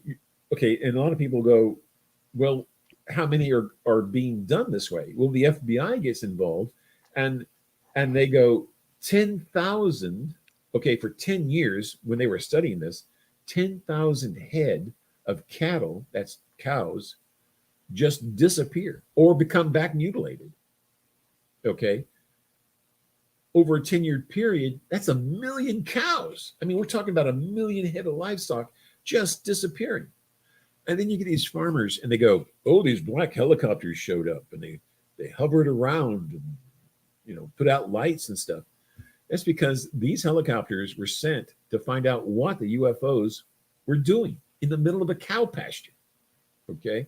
Well, they were looking at our food supply. So they're looking at, okay, the diseases that's going to come down the pike. First is going to be our immunity. Our immune process will go. Next will be systematic diseases. Like if we get too much lead or mercury in our diet, guess what? We have neurological decomposition. So it looks like diabetes, and everyone just treats it like diabetes. They don't even look for lead poisoning or mercury poisoning, but we all know it is because we have radiation in our soil, in our cows, okay? Plus all the other animals. So you got your squirrels, you got your deer, you got your elk. They've all been irradiated, okay? When Fukushima blew up because of the tsunami, that radiation has gone all the way to Seattle. And we can monitor this with satellites. So don't tell me we live in a pristine environment. The oceans are safe. They're filled with plastics. All the great coral reef, the barren, in the Barren Straits down around Australia are dying. There's not enough oxygen, or they're being over-oxygenated. The water in the ocean is warming up. It's changing the natural cycles. There's so much pollution in the ocean. I don't see why not. We've been dumping there for years. And now the latest videotape is, these big cargo ships that come from China to America, they have big tanks in the bottom of the ship filled with toxins. And they dump them on the way to America.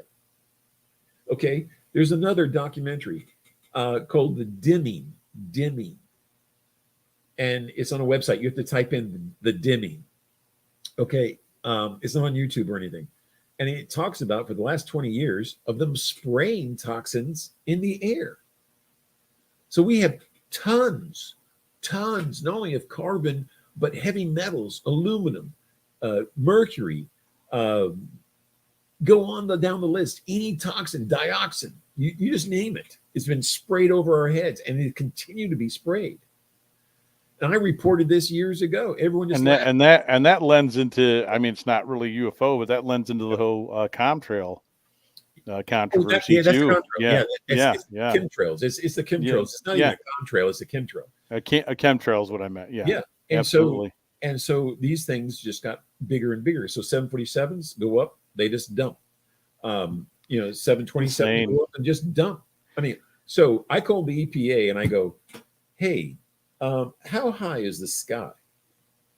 And they hem-ho it around. And they go, well, why? Why do you want to know? And I say, well, because, I see some people up here spraying. They're not over a field, they're over a city, and it looks like they're crop dusting.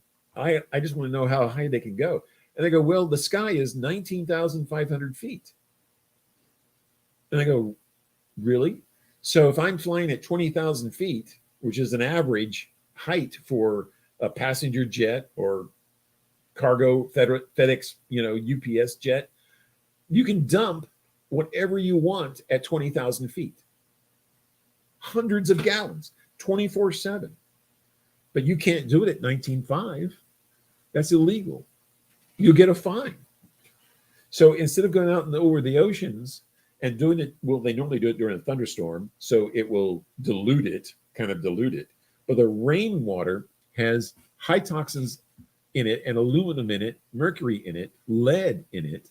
Okay, all these are toxins to the brain. You could hold up a lead chart and show that from the time we started monitoring lead in the atmosphere to today, we should be as dumb as a Neanderthal. I mean, that's how much lead. I think a lot of us are dumb as Neanderthal when it comes to it. Yeah. When I grew up, lead gasoline was like, oh man, that was just like the sweetest smell. I remember that. Yeah. And my mom used to get so mad. What are you doing? Because I'd be at the back of the car. Yeah. And I think it just smells so good. My dad would put gas in the car, and it was like, man, it's just got a smell. Yeah. Now today it's all unleaded, it's all self-serve. Oh yeah. And, they're saving you so much money until we start cranking up the price, and then it doesn't really matter.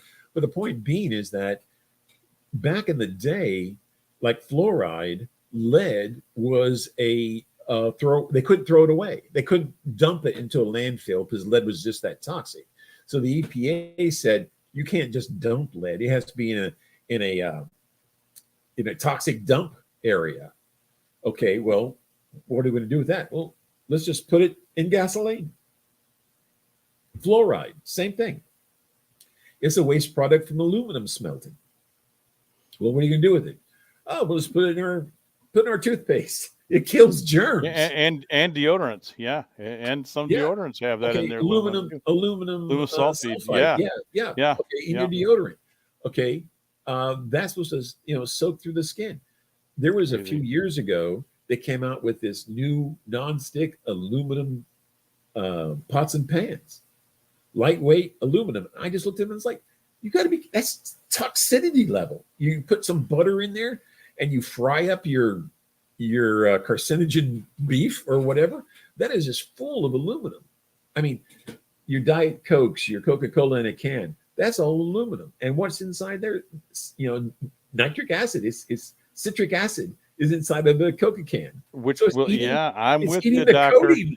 I was eating the codeine right, and people are slamming this. I don't know why. Right. And I still drink beer from cans and stuff too. Sure. But I told my wife when it comes to Coca-Cola, it's like, it dissolves a nail and pennies if you just drop it in a bottle. So what do you think it's doing inside that can when it's sitting in there for so long in the containers and these coolers? In the city, in the city that I grew up in when I went to college.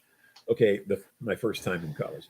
Okay, the city, the water tastes like chlorine. Okay, the city, the water tastes like chlorine, and I sit there, and so for about 4 years, I'm sitting there drinking this chlorinated, garbage water or Coca-Cola, one or the other. Is pick your poison. Okay, well, come to find out, because at the time that was not my field of study, but come to find out, chlorine is not only toxic, it kills all the bacteria in your stomach and your intestines. Right. Because what is it? It's for swimming pools. Chlorine is for swimming pools and dirty clothes. I mean, it's to kill bacteria. Right. So here we're drinking this chlorinated water. It's killing the bacteria, and you're wondering why you're fat and have ulcers. And I've been asking people. It's like, listen, I take a water container when we're going camping this weekend, as a matter of fact, and we have a big water jug, and for a while we would do that. We'd take just a cap of bleach and put it in there, shake it up, because this is like a jerry can size thing of water. It's huge. I mean, it's a couple of gallons. Yeah, but I thought, should we really be doing that? Is it really healthy for us? Because we think that's going to make the water stay a little bit better and fresher and maybe a little cleaner in that container. I don't know. In the military, obviously not. Now, in the military field guide, if you are by yourself and you're lost away from your platoon and you find running water, you can dip your helmet into the running water and you take out this eyedropper, one drop into your helmet and swish it around, chlorine, swish it around, and it'll kill everything in there. And then you can drink it. Okay. So that's right in the field manual of the military. Okay. Right. Now you can do it with other things that won't be so detrimental, like iodine or Right. I imagine if it's you know, prolonged exposure, yeah, it's going to yeah. start tearing up your stomach. But yeah, Back and in I used to use iodine tablets when we would take walks and we'd mountain climb and stuff. Yeah, I've used you them. can do you can do it with lemon juice. You can do it Yeah. with any citric concentration. Quiz to everybody out there. You know why you always had lemons on board Scurvy. ships back in the old days? Scurvy. Right. There you Scurvy. go. Yeah. Right. Okay. So anyway, so what I'm sorry we got off totally off subject. No, But I'm sorry. I just thought it was what we've done is the human, like Winston Churchill said, the Americans will always do the right thing when any other option has already been explored and they failed at it. They will decide to do the right thing, and that's true. So Americans have gone through all this diet stuff. Okay, and what gets me is that they say, I sit down and have a hamburger. Man, I just love a good hamburger. Me too. 100% beef, Mhm. and everything. And I know the extraterrestrials don't. They look at that kind of funny, but I still say, well, I'm a little animal. I still got my big molars. I mean, not my wisdom teeth, but my big molars. And that's for grinding meat. These are for tearing meat, but this is for grinding meat. And anyway, so they've lost that. The tall whites don't have any teeth at all. They're like a catfish. If you ever see the inside of a mouth like of a catfish, it's like a cartilage or a membrane or something. Yeah. And so they just kind of put a stalk of celery in their mouth and just kind of, just kind of like grind it around. But a lot of stuff, like I say, is in soup form and parade. And so they're eating it, but it's the highest level of protein, vitamins, and minerals that their bodies can absorb and digest. Now, I got people living, 100 years old, and some of them are like up in Canada, and they drink beer every day, and they drink a glass of wine at dinner, and they're having a great time. And then I got Tibetan monks that are eating, scraps of whatever, and saying that overeating is actually slows down your metabolism and creates shortage of age and all this other stuff. So everybody has their shtick. Yeah, I remember my nurse who trained us in nursing class. She was always about this island in Italy where every day these people were taking shots of olive oil, like virgin, high virgin olive oil. And people do that today. That's I use a lot of it. Yeah. It's for your digestion. It's to unclog your digestive tract. Oh yeah, you'll get cleaned out. Yeah, you get cleaned out. But it's a detoxifying agent as well. Mm-hmm. Now that's the other thing too, is that we don't. I don't use a lot of olive oil. I use a lot of butter, and I really do like butter because it's a good protein. Yeah. But a lot of people don't like using butter when I do, because it just seems to work out. I'm with you. It had gotten a bad rap for the longest time, and I told her, I don't margarine is one molecule away from plastic. Yes, exactly. And it's like my daughter would bring that in the house. I'm like, why do you keep bringing margarine in here? It's gross. Oh, yeah. You're gonna lose weight. Yeah. Well, you ever melt it to go put it on your popcorn? I tell her, well, you see that there's moisture, there's water. There's water in there. This is not butter. Never. I don't know. I'm with you. Even when Fabio says Kerrygold, they do not pay me, but I Kerrygold Irish butter. It's my favorite. Yeah. Okay. Kerrygold is there's also an off-brand of Kerrygold, but yeah, Kerrygold is what got me back on butter, real butter. Yep. And because I'm Irish, and anything from Ireland has got to be Sláinte, man. We're Irish brothers. Yeah. So in many cases, it's like I remember what that tasted like, real butter. Real butter. Oh yeah. I remember that. And I've been eating plastic.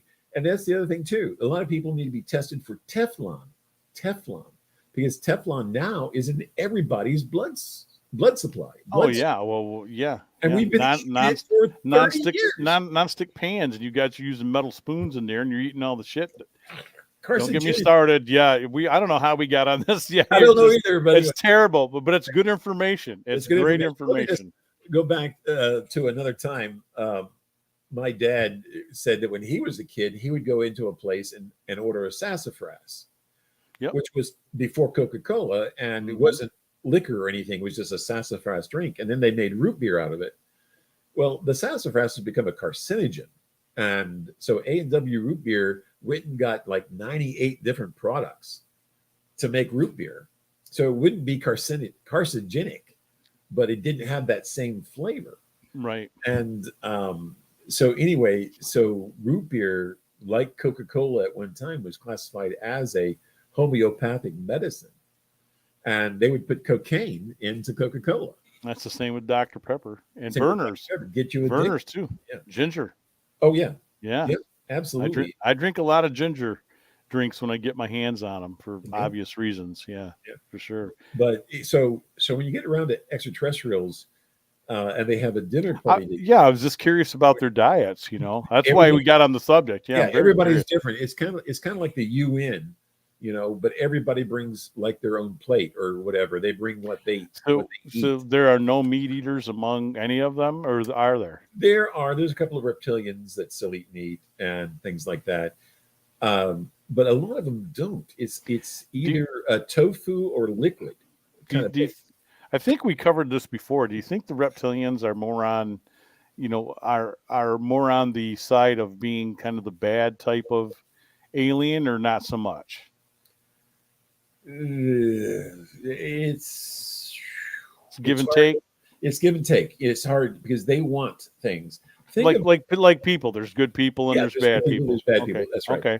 The reptilians, a certain variety of them, are like the Klingons. They're brutal, warlike, and they will take whatever they want. And these are the ones that are constantly at battle. And I mean, 20 billion people or 20 billion humanoids will die in an afternoon with one of their battles. So the reptilians and some of these grays. And they fight, ship to ship, and they fight with everything they've got because they want to dominate. The reptilians want to dominate. It's in their nature. It's in their brain. Now, the weird part about this is we have the exact same, we call it the snake brain, the reptilian brain, in our own brains. So I've heard that. Yeah, I've heard that. More like them. Well, yeah, look how more like we are. Yeah, because it's always over land and some sort of ownership of something. Yeah. And that's the reason why they don't want us into space. Yeah. It's because we still think it's a challenge. We are a challenge to them. Yeah. There was an old Star Trek episode where Kirk fights the Gorn. Oh yeah. And they're fighting, but Kirk finds out that there is a weapon on the planet. You just have to put it together. Yep. The Gorn just had like a little dagger or yeah, thing. That always killed me. He's got this space age thing. Yeah, he's got this caveman device to kill Kirk. And I met that actor. I met the actor that played the Gorn. He's a hoot. He's like almost 90 years old, but he's like a hoot. But anyway, so the deal is at the end of that episode, there's these I forget what they're called, but anyway, they show up and they look like little children, but they're all white. And they have white hair. Oh, yeah. Say, the Organians or whoever they are. Yeah. Organians, that's it. Yeah, or whatever. And they go, I'm 2000s of your years old. And we think the humans are a promising species, but we really don't want to get close to you. We don't really want to rub up against you because you got a lot of rounding off. You got some serious corners there that need to be rounded off. Right. And that is the truth. That is the way extraterrestrials look at the human species. That's why we're not out there. That's why we don't have transwarp drive. That's why we can't leave the Earth. I mean, we do leave the Earth. I mean, we're on 14 other planets, but the whole point is that it's because of them that keeps us here, kind of planet locked. And we just do their grunt work. We're still doing the grunt work even after 3,000 or 4,000. I think the positive side of my brain or my belief would want to think that we're going to break free of that at some point in time, and then no, don't think so. Don't think we will. See, I'm more optimistic, I guess. Yeah. I'm praying that there's going to be a point where we do, and then the game's on. Then the game's really going to begin. Yeah. Okay. Yeah. Well, that's the thing. Okay. Here's a funny thing. Now, everyone thinks, oh, abductions are a recent event. They're a recent event. No, no. Go look at the book of Enoch, and they say, oh, here's a 12-year-old boy or whatever, and they go, oh, Enoch, we can use you. You're malleable. We can educate you. So they take Enoch and they put him up into their ship, and they're flying to a hangar. Okay. And they want Enoch to measure the hangar, and then they want him to build another one. Well, anyway, in the whole process of things, they go, Enoch, man, you stink. You are one smelly dude. And they start talking to each other, and they go, we can't send him to the captain like this. I mean, it's just not going to, he's rank. I mean, his clothes are rank, So they get up to the big ship. After Enoch does his little measurement and tour the hangar, they take him up to the big ship. And the first thing they do when they come off, they walk into this garden. And the garden is filled with gourds and vegetables that Enoch has never seen. He's never seen these before. And then they take him and he goes, am I going to go see the commander or the captain or whatever, the god of the ship or whatever? And they go, no, we're going to take you. We're going to give you a bath. And then they take him and they put him in this baptismal, thing. And they sit there and scrub him and get all the dirt and the smell off of him and wash his hair, And he gets out and he feels, oh man, I feel so much better. I feel so clean. And then they give him their same clothes that they're wearing, which is this silvery type clothes. And he goes on and meets the captain of the ship, and he just, oh, I'm just so glad to see you, Enoch. We're a very peaceful race. We're defending your planet from bad guys and all this other stuff. And you're here, because we've chosen you. We've chosen you to try to educate you so you can educate your own people. Well, the funny thing is, and this is the funny thing. So Enoch was what, 5,000 years ago? Let's just throw a number on it. 7,000, 5,000 years ago. Okay, ever since then, I mean, he was abducted. That's just flat out. He was just kidnapped, and they were trying to educate him, but they just felt like he just didn't have the gene pool to put it all together. So what happens is they tell Enoch there is going to be a deluge, a flood, and it's going to cover most of the known Earth, which at the time was Mesopotamia. Very, very small area, but it was going to flood it all. So he goes, they go, so go down and tell your family goodbye because you're not going to come back and they won't be alive. So Enoch goes down to the planet. He's dressed like them. And when he comes up to his family, he goes, they go, oh, this is one of the gods. This is one of the gods. And Enoch goes, no, it's just me, Enoch.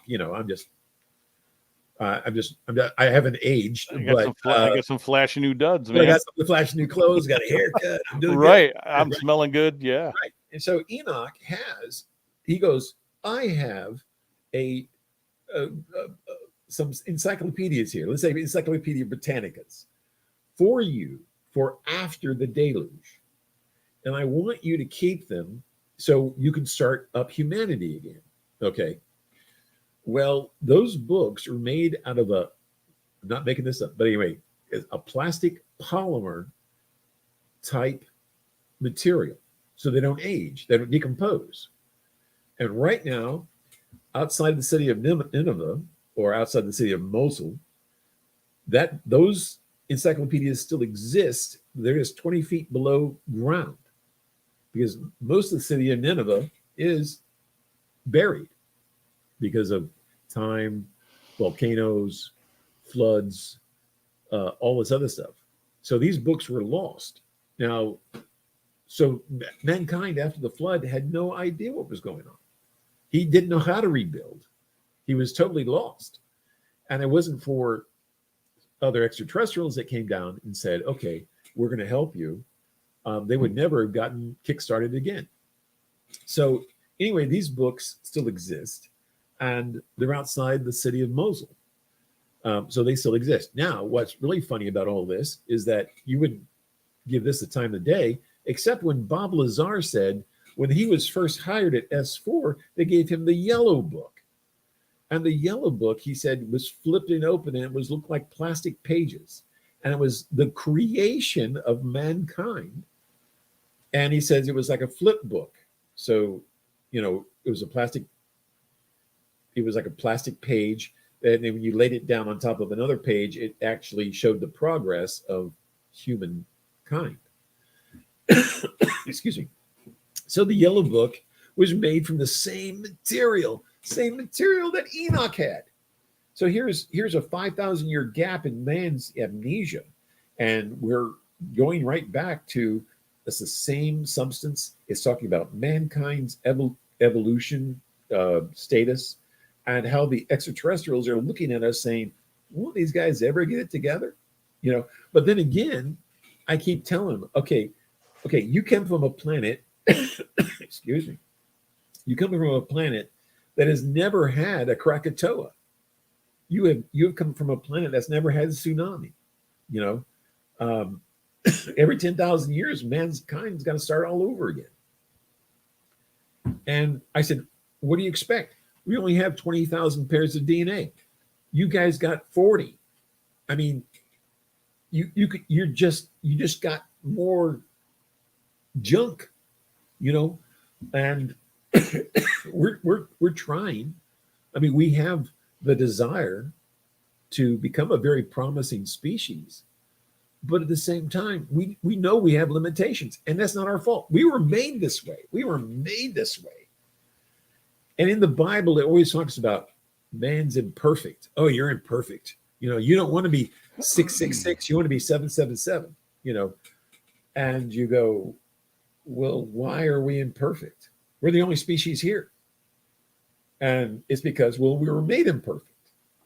We were made of 24 different species. Okay. And over time, we had many branches on the tree. The Cenovans, North Africa, we had Polynesians, we had the Filipinos, we had the black-haired people up north, the Ninevans, and we had all these different branches of this tree. Okay. And suddenly or soon, one after another, the branches kept falling off, except for this one. And this is the one that they came down and over 200,000 years modified us with new genetic material. So everyone calls us Homo sapiens sapien. Well, that's an upgrade from sapien. I mean, we should call ourselves human 2.0 or human 3.5, And again, the debate is that the dinosaurs died because of their immune systems. They didn't die because of a meteorite. See, my question would have been, I would have posed. Just a second. Anyway, go ahead. Or I would have posed to a lot of people, that was it genetically engineered that they stop living because it's now giving us a chance to do what we do? Because I've often watched it of them talking about the famous impact, down near South America. K6, yeah, but it's like, the only problem with that is that a lot of them died instantly or within days. But obviously that's not true because, fish and certain species survived. That's right. How did they survive? And then they're finding handprints and they're finding footprints of man and they're finding finger and hand bones. Yeah. And they're big. And the thing is this, well, obviously somebody was walking around the same time. So like I said, it fascinates me because it's all pieces to a puzzle that we're all trying to take a lot of guesswork. We consider it fact. But I always realize, Doctor, that fact that they're presenting is only what we understand so far. That's right. Because obviously they don't have all the answers. So the big impact, theory. Yeah. So the impact of the meteorite came down the Yucatan Peninsula. Yeah. It exploded, right? Yep. Okay. Well, there are no dinosaur bones in the strata that the meteorite created. So if the dinosaurs were alive, they would be in the strata of the meteorite impact because it blew up all this dust and Yeah, because debris. I've seen the geological record. Yeah, I mean, obviously things have happened. There's Yeah, that but gray strip. Yeah, yeah, something happened, but obviously. yeah, something But happened. I'm But with you. There's missing yeah, pieces to the puzzle that they're just guessing on. so the dinosaurs really died off because they could not. Their immune systems could not keep up with the viruses that the Earth was producing. Right, right. Let alone the nuclear blast. They said Right. what was it, So 100,000 Hiroshimas? Oh my God. I can and only the Earth. imagine. But I think there's more to Yeah. like you're saying. There's more to that story than I think just that. Oh yeah. Okay. But Now look at this. I Now think there Mount. was an intelligence involved. Obviously, Uh, don't maybe, think so. maybe, That's yeah. just my guess. I don't know for If sure. it was involved, it was non-compliant because it did not interrupt that situation. You Yeah. see what I'm Well, saying? I just meant maybe Just let it happen. they let it happen or they caused Yeah. it. Who knows?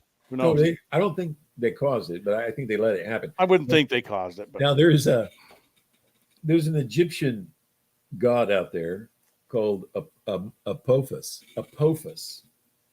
Now the Apophis in Egyptian mythology was the night, and it came to destroy Egypt.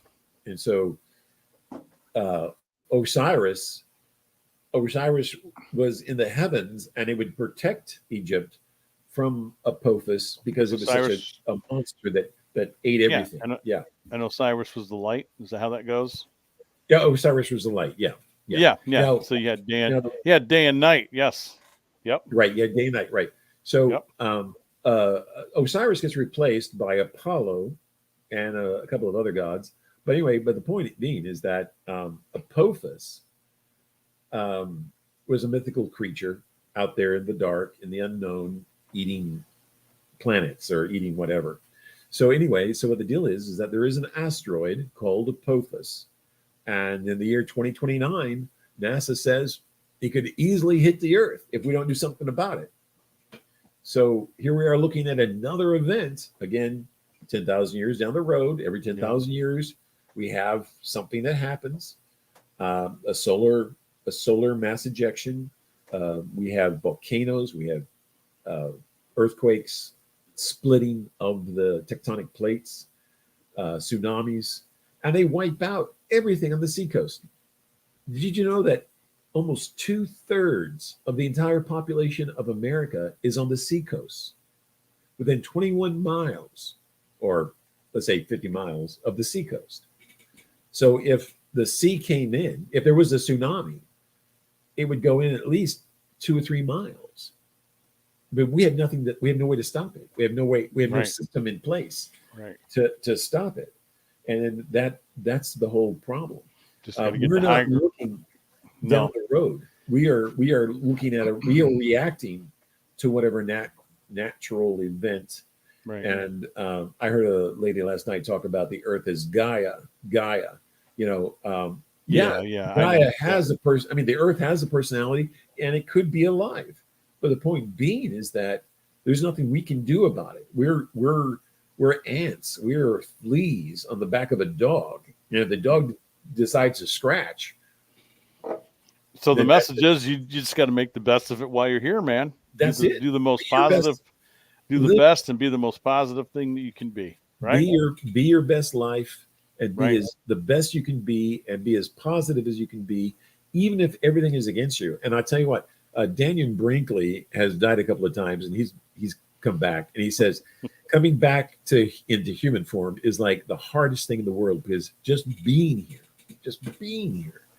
is the hardest thing. And we are constantly, as mortals, continually to struggle. Oh, yeah. And it's an everyday struggle. And so once in a while they'll say, if you're not struggling, you got it too easy, because everybody on earth struggles at different points in their life or all the time. Right. And I agree to that. Because look at what we've got. We've got war, we've got famine, we've got fires, we've got water drying up across the West Coast. The governor of California just put out an edict to conserve water. Don't water your lawn, don't wash off your driveway. They're already looking And we're very much in the spring. I mean, there's not much difference between now and next month, so I'm lucky to be in that state that's got huge Great Lakes around it. yeah. Oh, They had worries, but we were never short of water, so I think I we've always remember, been pretty lucky. like in sixth grade or something like that, the teacher would say, May comes in like a lion and leaves like a lamb, and April showers bring May flowers. Flowers, yeah. Those things don't apply anymore. It's more like April snow. I mean, right. it just snowed the other day in Colorado. Right. The cycle that's going on, yeah, it's all out of whack. We're the end of May. We're the end of May, and there's still snow in Colorado. I'm going to follow it up with this before we end here. Oh, okay, sure. I'm sorry. We've been. This is what I want. I love us just talking about whatever we talk about. Antarctica. Yes. So Admiral Byrd's not a nut, because this guy staked his career on this other thing. I thought you kind of turned your head. What do you think about this? Do you think that's a real thing and we're being lied to? Think there's another world, or is it aliens? What is it? God. Okay. Your best guess. In the actual account. Oh, I'm not going to guess here. I know. In the actual account, Byrd's plane was intercepted by 2, if not 3, but I definitely know there's 2 craft, like what's behind me. Okay, UFOs. Yep. Small silver disc craft goes around his airplane as he's flying over the edge of the South Pole, and they force him down. Now, there was an incident in Australia where the UFO actually did the same thing to another airplane, forced it down, and it broke up and disappeared. They could never find. Yeah, that's that young RAF guy. Yeah, I remember that. Yep. Remember that? Okay. So they forced Byrd down. Now, Byrd was in a pretty big. He was like in an old Dakota, like a DC-9. It was a pretty big aircraft, and they forced him down. Now, the way he came down, he was able to fly in this circle and then went down into a hole, okay, which we found into this hole, and then landed, he claimed, straight down onto his gear, landed, and like a helicopter landed down, and the 2 other ships landed on both sides. And down there was an entire city of nothing but blonde-haired, blue-eyed, tall Nordic people, and that's just your flat-out Pleiadian colony. Okay, it was all under the ice. Now, by my calculation, there's been 4 or 6 different species that had a colony in Antarctica. And Antarctica was a tropical zone before the Earth shifted. They have I do know that. Yep. Yeah. So this, was it part of Atlantis? Maybe. Was it Atlantis? I don't think so. But the concept is that was a good place to hide. Mm-hmm. Okay, now we have all these maps.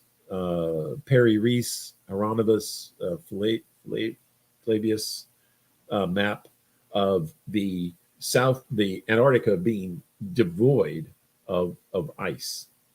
Now we know that it's almost 2 miles thick back in the 50s, but now it's dehydrating and it's going away. And all these types of buildings are being now shown for the first time. Yeah, every so often on Google it slips through their means to try to black it out. Yeah. So the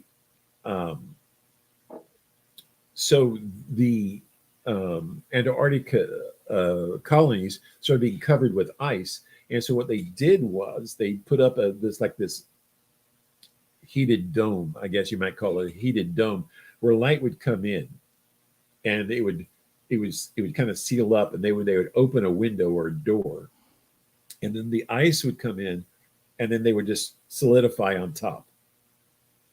So you had a dome on the bottom, and you had this entire city and they were doing their runs. They were doing everything that anyone else would do. They were farming crops. Yeah, and we went back. Families. Yeah, and we went back afterwards. Do you think that they ran our naval fleet that went down there to try? Yeah, ran them off and Project said, "Hey, yeah, doing our thing and get lost." Yeah. And the at the time, the authorities of that underground installation told Byrd that if they didn't clean up their act, that they would have to intervene. Right. They'd have to intervene. Do you think that they were? Do you think that they were kind to the Germans when they had their submarine base down there? Not so much, or they just didn't get involved. They just figured that's something. I didn't mean to throw you off. That's no. I'm just saying. Okay. So anyway, so they tell Byrd, clean up your act, or we'll get involved. And Byrd says, well, what do you got? Anyway, they pull out these UFOs and they start buzzing Project High Jump. Yeah. Okay. And Byrd comes back and says, we will have to fight an enemy that can fly from pole to pole within few minutes. Okay. So he saw this. He said, yeah, they're real. Okay. They're all real. I got slides from Project High Jump. It'll frighten you. Okay. There is 8 feet of snow, 10 feet of snow out there. And these guys are in military garb, not winterized military garb, just like shirt and pants and boots. And they're out there with not helicopters, but with planes and boats and everything, and totally ill prepared. There's no way we could ever fight. If it wasn't for, Germany and Austria, we would never have been in a zone like that, right. Totally ice in the zone. So anyway, the leader of the underground city tells Byrd, okay, Byrd, clean up your act. You're an admiral. Everyone's going to respect you. If not, we'll intervene and we'll take care of this for you. Now, Byrd didn't understand what he's talking about because we just won the war and we are, number one, supremo. Okay. Well, so what happens is, as time goes on, because of the similarity in blood types, don't get me on that subject right now, but it's similarity of blood types and Aryan heritage, they decide the Antarcticans, which are offshoot of kind of the Pleiadians, they start saying, okay, I'll tell you what, we'll do this exchange program. And at the end of Close Encounters of the Third Kind, that's the exchange. That's exactly what happens. Right. UFO Lands says, we'll take 8 or 10 of these blonde-haired, blue-eyed, big German, ex-soldiers, von Braun variety, and we're going to take them to the moon. And so they load them all up and shoot them off to the moon. And on the dark side of the moon, there is a whole installation there, and they train and teach them there. Okay, why do they teach them? I don't know. What do they train them with? I don't know. But the domes used to be still there, and we used to see them on Apollo photographs. So we know that they're still there. We know that the mining projects are still going on. Okay, so every so many years, I think it was like every 3 to 5 years, I forgot what it was, they would be a rotation. So new German soldiers, the old ones would come down and they would go into the populace, become engineers, teachers, whatever. They're trying to enlighten mankind that there are ways of doing things without the need for war. Right. Okay. So this goes on, this program goes on. Now, in the Billy Meyer case, he actually has some photos. Don't know where he got them, but anyway, he has photos of these UFOs landing on these battery pads to regenerate their batteries. And he had a Nazi stormtrooper, standing there watching it happen. And then he had this photograph. Well, if you look at the ships that Byrd said that he saw, they correlate very similar to these photographs of Billy Meyer's. And was it Nazi technology that they'd taken down there? No, I don't think it was. But it was some form of extraterrestrial technology that they were glad to take on passengers, take them off world, bring them back, and let them do what they do. Now, again, we had to get permission to go to our own moon. The Pleiadians worked with that. We had to ask them as a government, as a United States government, to go to the moon. And if they could help us go to the moon, we would be muchly appreciated. So There were Pleiadians that worked with NASA at NASA or around NASA, which my story was, which was told to me directly from the girl who wrote the book. But she says she's going to write a book saying all the extraterrestrials are in the donut shop. And they're not eating donuts, but they're telling the NASA engineers how to make the Apollo work better. Right. And so we get in with von Braun and a few of his cronies, and he says, oh, yeah, we got help from them. And he points up. And it's like, okay, well, who was them? Well, it was the Aldebarans. It was the Pleiadians. It was the Syrians, probably an Orion thrown in there. But one of the Aldebarans is still here.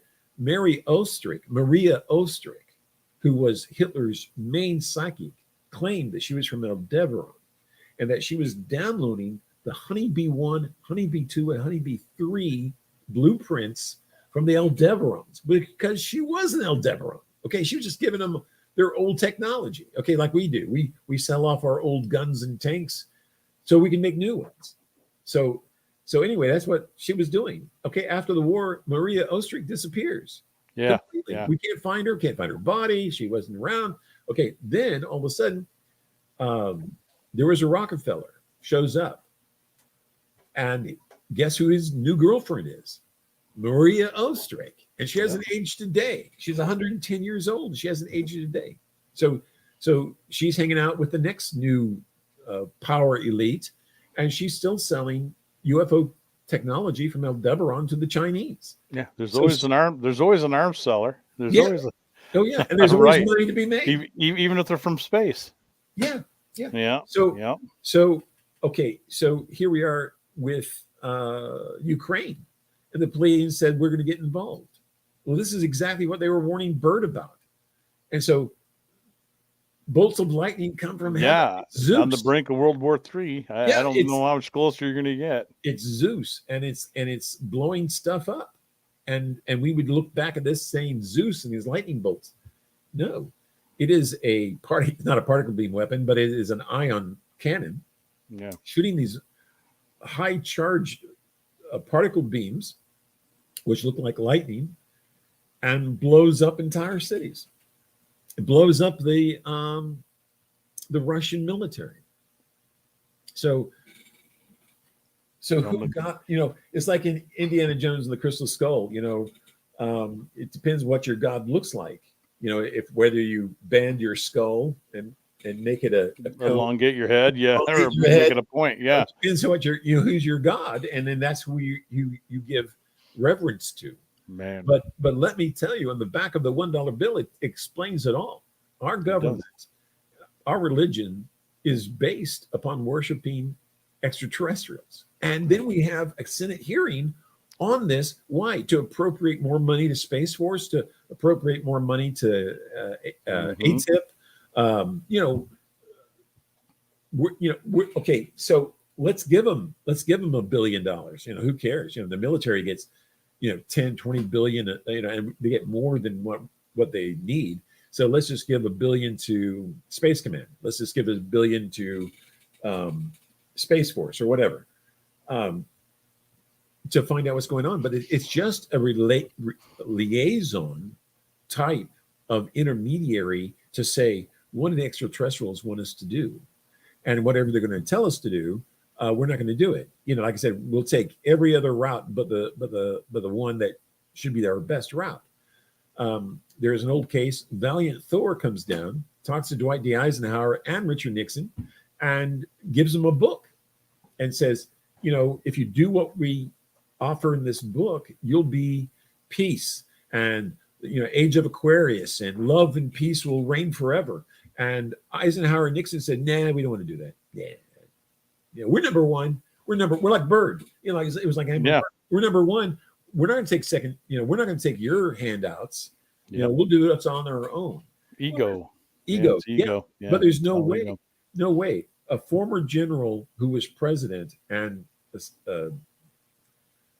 Nixon, who was vice president, couldn't see past their own noses. Nope. In a strange way. But the deal is that if we wanted to become a spacefaring nation, if Star Trek had a chance, it was right then and there. Okay. So The extraterrestrials go out. Oh, here's a funny thing. They love coffee, and they love bananas, and they love chocolate. And they have taken these trees from our planet and transplanted them on the other worlds so that they can have coffee and chocolate wherever they go. It's so cool. I'm digging that. But anyway, You always give such a great show. I don't care what it is. I don't know what we're talking about, and but we're all over the place, and that's the part I like. I just want to tell you, for the Senate to have a committee meeting right now, and then they say, "Oh, well, we'll talk about that in closed session." No, where's your transparency? Nothing should go into session. Okay, I just got a video of this International Space Station videotaping 155 different extraterrestrial foo fighters coming in from space, landing on the planet. Okay, we're not talking like a couple of Tic Tacs. We're talking like 155. 80 of them were on the 2004 report. Okay, where do they land? What bases are they using? Do they go underwater? Or they have an underwater base? Yeah, that too. Or are they flying around some mountain someplace? Red Rock or Rainier or someplace that hasn't exploded or going to blow up. But lately, but you know what I'm saying?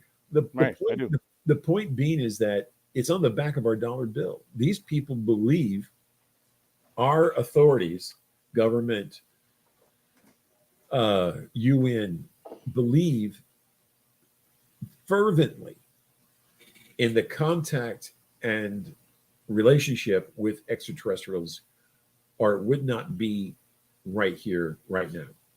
You see what I'm saying? And I know, you know, they have covered up for a long time, but that just means that they have known about it forever, ever since Enoch. Okay, it has been written in Scripture. It has been written in war. You know, it has been written through the history of mankind. Okay, but we're just now putting down the National Enquirer and picking up the Senate record and saying, "Oh, these guys are on the ball. Oh, okay, raise my taxes." And man, they're behind the game. They have been behind the game since 57. You know, and everyone talks about Roswell. Okay, right down south of me in Cape Girardeau, Missouri, was the first Roswell. Okay, that's where they got the handbook for Roswell. So you guys are walking around with this OMEC, what is it? Handbook, operational prepared guide in case of extraterrestrial crashes, and they actually give the hands. You know, sometimes they'll have 3 fingers, sometimes they'll have 3 fingers and a thumb, or 2 fingers and a thumb, or something like that. You know, all that came from Cape Girardeau, and then people don't want to bring that up. Well, how did you have all this information by the time the Roswell crash happened? That means you had to have had other crashes in the Argonne Forest with the Nazis. The Nazis picked up a ship in the Argonne Forest. How do you think they made some of their honey booze and stuff like that? They had to have a diagram, a model to choose from. And what they had was what we had at Roswell, or Cape Girardeau first and Roswell second. We've got so much junk that falls out of the sky. It's just, you know, it just boggles the mind. You need to you need to listen to this man, everybody, and hopefully learn something. I don't know. Learn something. No, I like I said, I think once a month, or you know, twice a month, to have you back on so we can just talk of circles about all this stuff. I'm going to say this one little thing. I'm just going to say this one little thing. It doesn't mean anything to anybody but me. Okay, you can go down to your Dollar Tree or your Walmart and go in the back, and there are bottles of pH balanced water. It's called alkali water or pH balanced water. It's like 7.2, 9.5. You can buy it almost anywhere now. That's the best thing to kill viruses in your body, because what you do is you make an environment inside your body that viruses cannot exist in. So you're returning your body to an alkali state, which is like salt water. And that's what our bodies are. We should have the same saline content as the ocean. Okay. But everything we eat, every cup of coffee, every Coca-Cola, changes that pH balance in our blood and allows, especially sugar, allows viruses to get into our system and manifest, you see. And that's the other thing. Every virus every natural virus known to man has been a certain size. The reason why it's a certain size is because the white blood cell can find it and then eat it up. But if it's aerosol, that means it's nanoparticle. And that goes through your lung wall into your bloodstream through your lungs, and your white blood cells can't see it. But if you stay alkali rich, the virus just dies because it has no fuel, has no food to survive on. So your sugar intake goes down, your alkaline needs to go up. And then that's the best thing to kill viruses in your system. You heard it here, folks. No doctor has ever talked about this. Nope. I remember you telling me that before. Yeah. This is just your basic standard body chemistry. I mean, Gatorade has way too much sugar in it, but it has the electrolytes you need. Well, okay, you take your Pedialyte and its phosphate water or alkali water, and you mix them and you drink it like Gatorade, but you don't have the sugar, you don't have the problems, and you don't get the viruses. And that's the simplest thing in the world. Simple. Yeah. You heard it from Michael LYNCH, PhD. And vitamin C is the next best thing. But anyway. Oh yeah, I'm one. Yeah, I have those vitamin C packets every day. Yeah. So you go out into space, and you have limited acquisition, limited space on board the ship, limited everything. In the movie The Martian, he was taking everyone's poop and planting potatoes. Okay, that's a great idea. But the point being is that what created that poop was probably dehydrated beans and dehydrated rice, right? Everything else, that you're eating. But the idea is that that's what we need is bio-rich, bio-healthy soil to grow bio-healthy life. And people don't remember, but the reason why Kansas was Kansas is because the buffalo would migrate around Texas and Oklahoma and Kansas and all this. They would take up almost an entire state and they would eat everything. So Kansas was the sod. It was no trees. There were no trees in Kansas. It was all sod busters. So they broke up the sod and built their homes out of dirt, out of sod. Okay. He's right. I've seen him. There was no trees. There was no trees. No trees. Because the buffalo ate them all. Well, then, okay, we kill off the buffalo. Guess what happens? Trees. And the land becomes less fertile because why? We're plowing it up to plant wheat. I mean, and then we spray the wheat with Monsanto products, no sponsor of, and then that kills off the bioorganisms in the soil. I sure hope they're not behind Orville Redenbacher's popcorn. Because oh no, that's genetic modification. Okay, Orville Redenbacher cross-planted his corn. So he would take an ear of corn, take the largest kernels, and then plant just those. And then when that grew up, he took the largest kernels from that and he planted those. And he kept doing this naturally to get the largest popcorn, okay? The largest popcorn. Now today we genetically modify it. So it has a terminator gene, so you can't plant it and grow it.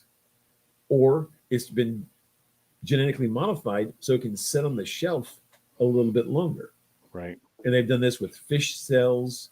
They've done this with other things for tomatoes. Now, getting back to outer space, you take one tomato plant, not only will give you tomatoes, but it will provide enough oxygen for one person for a month in space, as long as you keep it alive. So Jacques Cousteau's little sun garden had many different levels that it was going to be used for. Exactly. Yeah. All you needed to do was get a starter plant or germinated seed, get it into that soil, and by the time, like like Skylab, and after you get out into space a few days, these things pop up and they're giving you oxygen, and then they will give you natural food.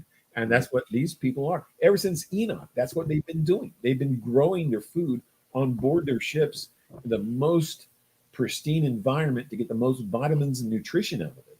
Good deal. And that's what we got to do here. That's what we got to do here. Spaceship.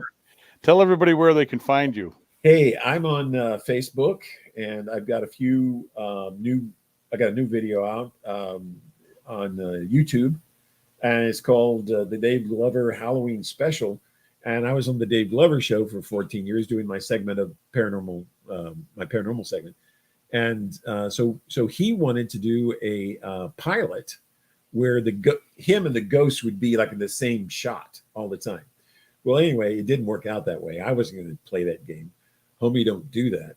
And so I went and I went along with the investigation, and I recorded all the entities, and he was in a couple of those shots, and he was trying to take that and sell it to a Destination America or Travel Channel or something like that as being, like he's a premier ghost hunter or something like that. It was like bogus. But anyway, so there's footage on there of ghosts. There's over 1,700 some odd ghosts that I personally videotaped. There was 1,900 ghosts on the property.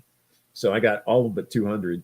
And we got them in all different environments, outside, inside, upside down, you name it. We got them. And that was just 1 hour of my time. And I whittled it down to 30 minutes. I don't need to shoot any more than an hour. So I whittled it down to 30 minutes. You can watch the whole thing. It's just that has a little soundtrack to it. I repeat a few of the clips and kind of zoom in so that you can get an idea that this is not dust, this is not a bug, this is not whatever. These are actually entities in a very haunted old house, and there's many reasons for that. History goes back quite some time, but anyway, there's a lot of ghosts there, and so I had never published that but the radio station that requested me to go out to do that has now been bought out and defunct. So now I have the copyright falls back to me because I was actually the producer of that material for that radio station, but that radio station doesn't exist. So that's why I put it on YouTube. I've got another one. I got actually 3 more of those that I can put out and people can see. So go to my YouTube, just type in Michael Lynch, and a few new things will come up. I got them on Facebook. So if you want to go through my videos on Facebook, I got a few things there. Yeah. And I'm sorry I'm late, man. No, you did good. I was on the phone call and things. And you can find Dr. Lynch on my network as well. If you guys look at the bottom scroll there, it's www.unrestrxtd paranormal.com. That's Unrestrxtd Paranormal.com. And there's a page over there called The Lynch Factor. I put up some of his stuff.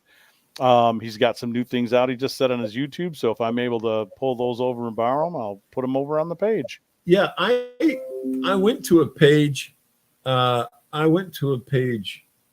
was it? Hang on a second. No, I must. I've lost it now.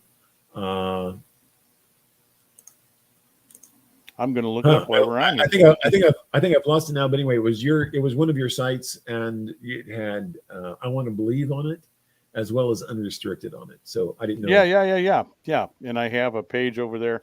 I tell everybody, if you see those little lines up there at the right, that's the navigation bars. That should take everybody to where they want to go, whatever page they decide they want to pick.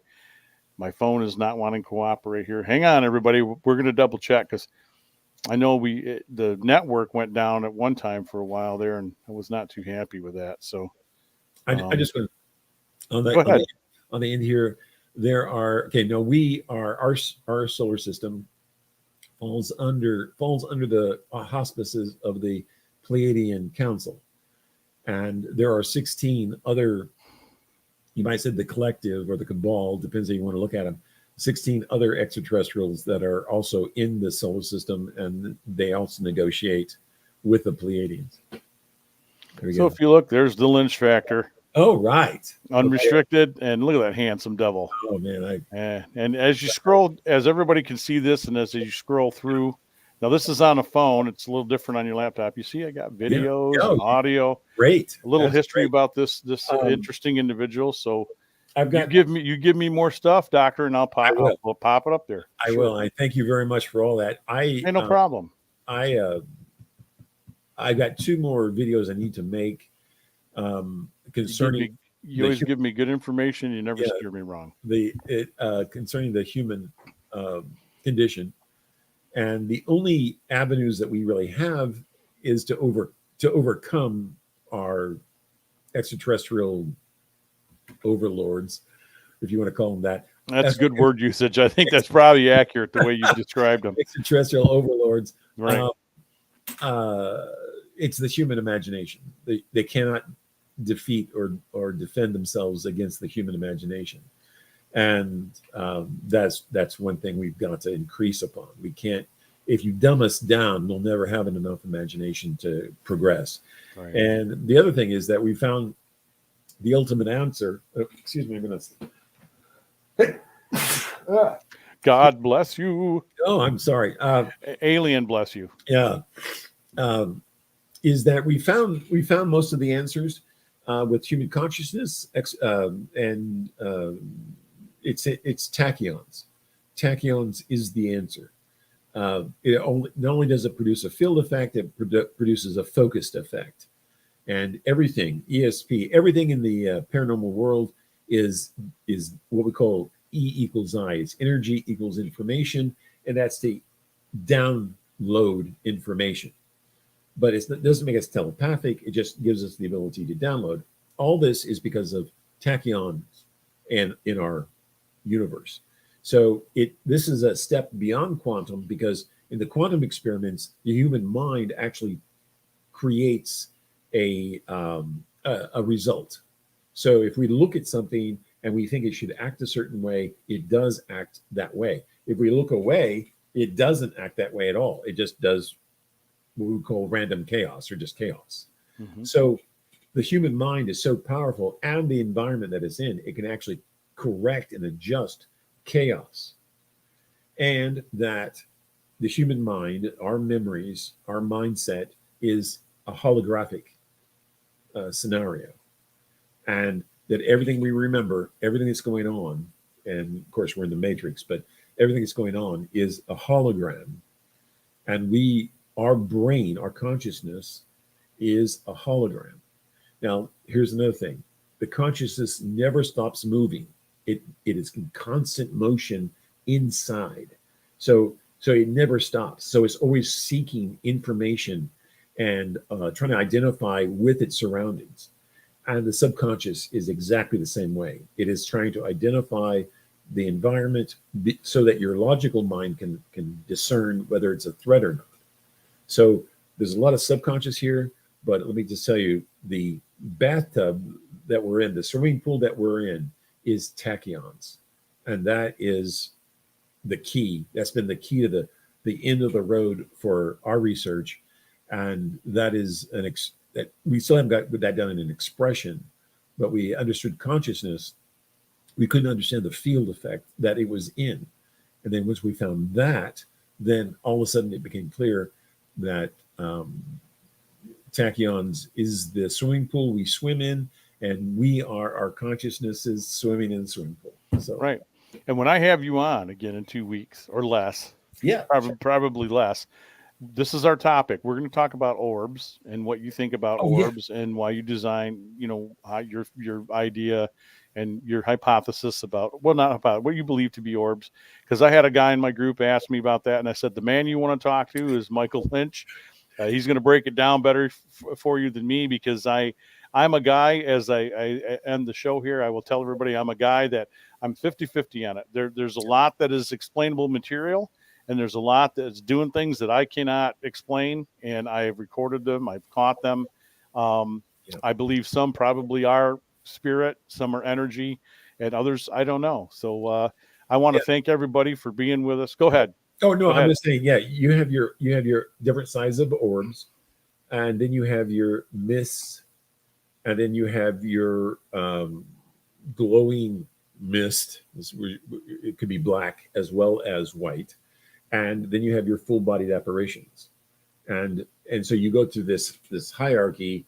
Orbs first, because they're like babies, and then the more energy you can collect and remember, the larger and the bigger the field effect becomes. So, they say these angels have wings and they're like misty or whatever, and people get them on their cameras and stuff, and that's true. That's true. Now, how do we highlight all this is through the infrared or the UV, and that breaks that all down, and then that's how we know what we know. But that doesn't mean that energy can take any shape. It can take any form. So if I have a fog or a mist, it can find its easiest shape in our dimension, which is a circle, which is a sphere. That's why all the planets in everything is a sphere. Everything is a sphere. It's true. We've talked about that before, Doctor. And then as you get a little more energy, then you start becoming a little bit more gaseous, a little bit more, but it's the same energy. It just takes different form. So that's what's cool about it. And like I always say, anything that passes in front of you or your camera or your buddy's camera has to cut through electrons and has to cut through space in order for that to happen. And that's why you see all these this stream of energy, is because this orb is just booking it through all of the other clutter around it. And that's like seeing a shock wave from a plane that's gone into, faster than sound travel. That shock wave doesn't change no matter if you're just energy or if you're solid. So excellent. Don't give them too much. We got to save the rest of it for the show. Okay. All right. I love you immensely. You know that. You take good care and keep your health well. And like I said, I'm going to imagine you probably got some stuff going on. Memorial weekend's coming up, everybody. Please be safe. I was going to go out of town. I probably won't leave. I'm going to leave a little bit later, but I'll be going out of town for about a week and get that all taken care of. And then next week, if you want me back, man, shoot me a link and give me a holler. We'll talk about orbs. We'll do a nighttime show this time, I promise. And I've got a show on my YouTube channel about orbs, so people can watch that. I can take that too. Questions, and then send you in questions. But but like I said, if everyone thinks like this has been like part of the news and part of the weather and part of the sports for like 100 years, no, you're wrong.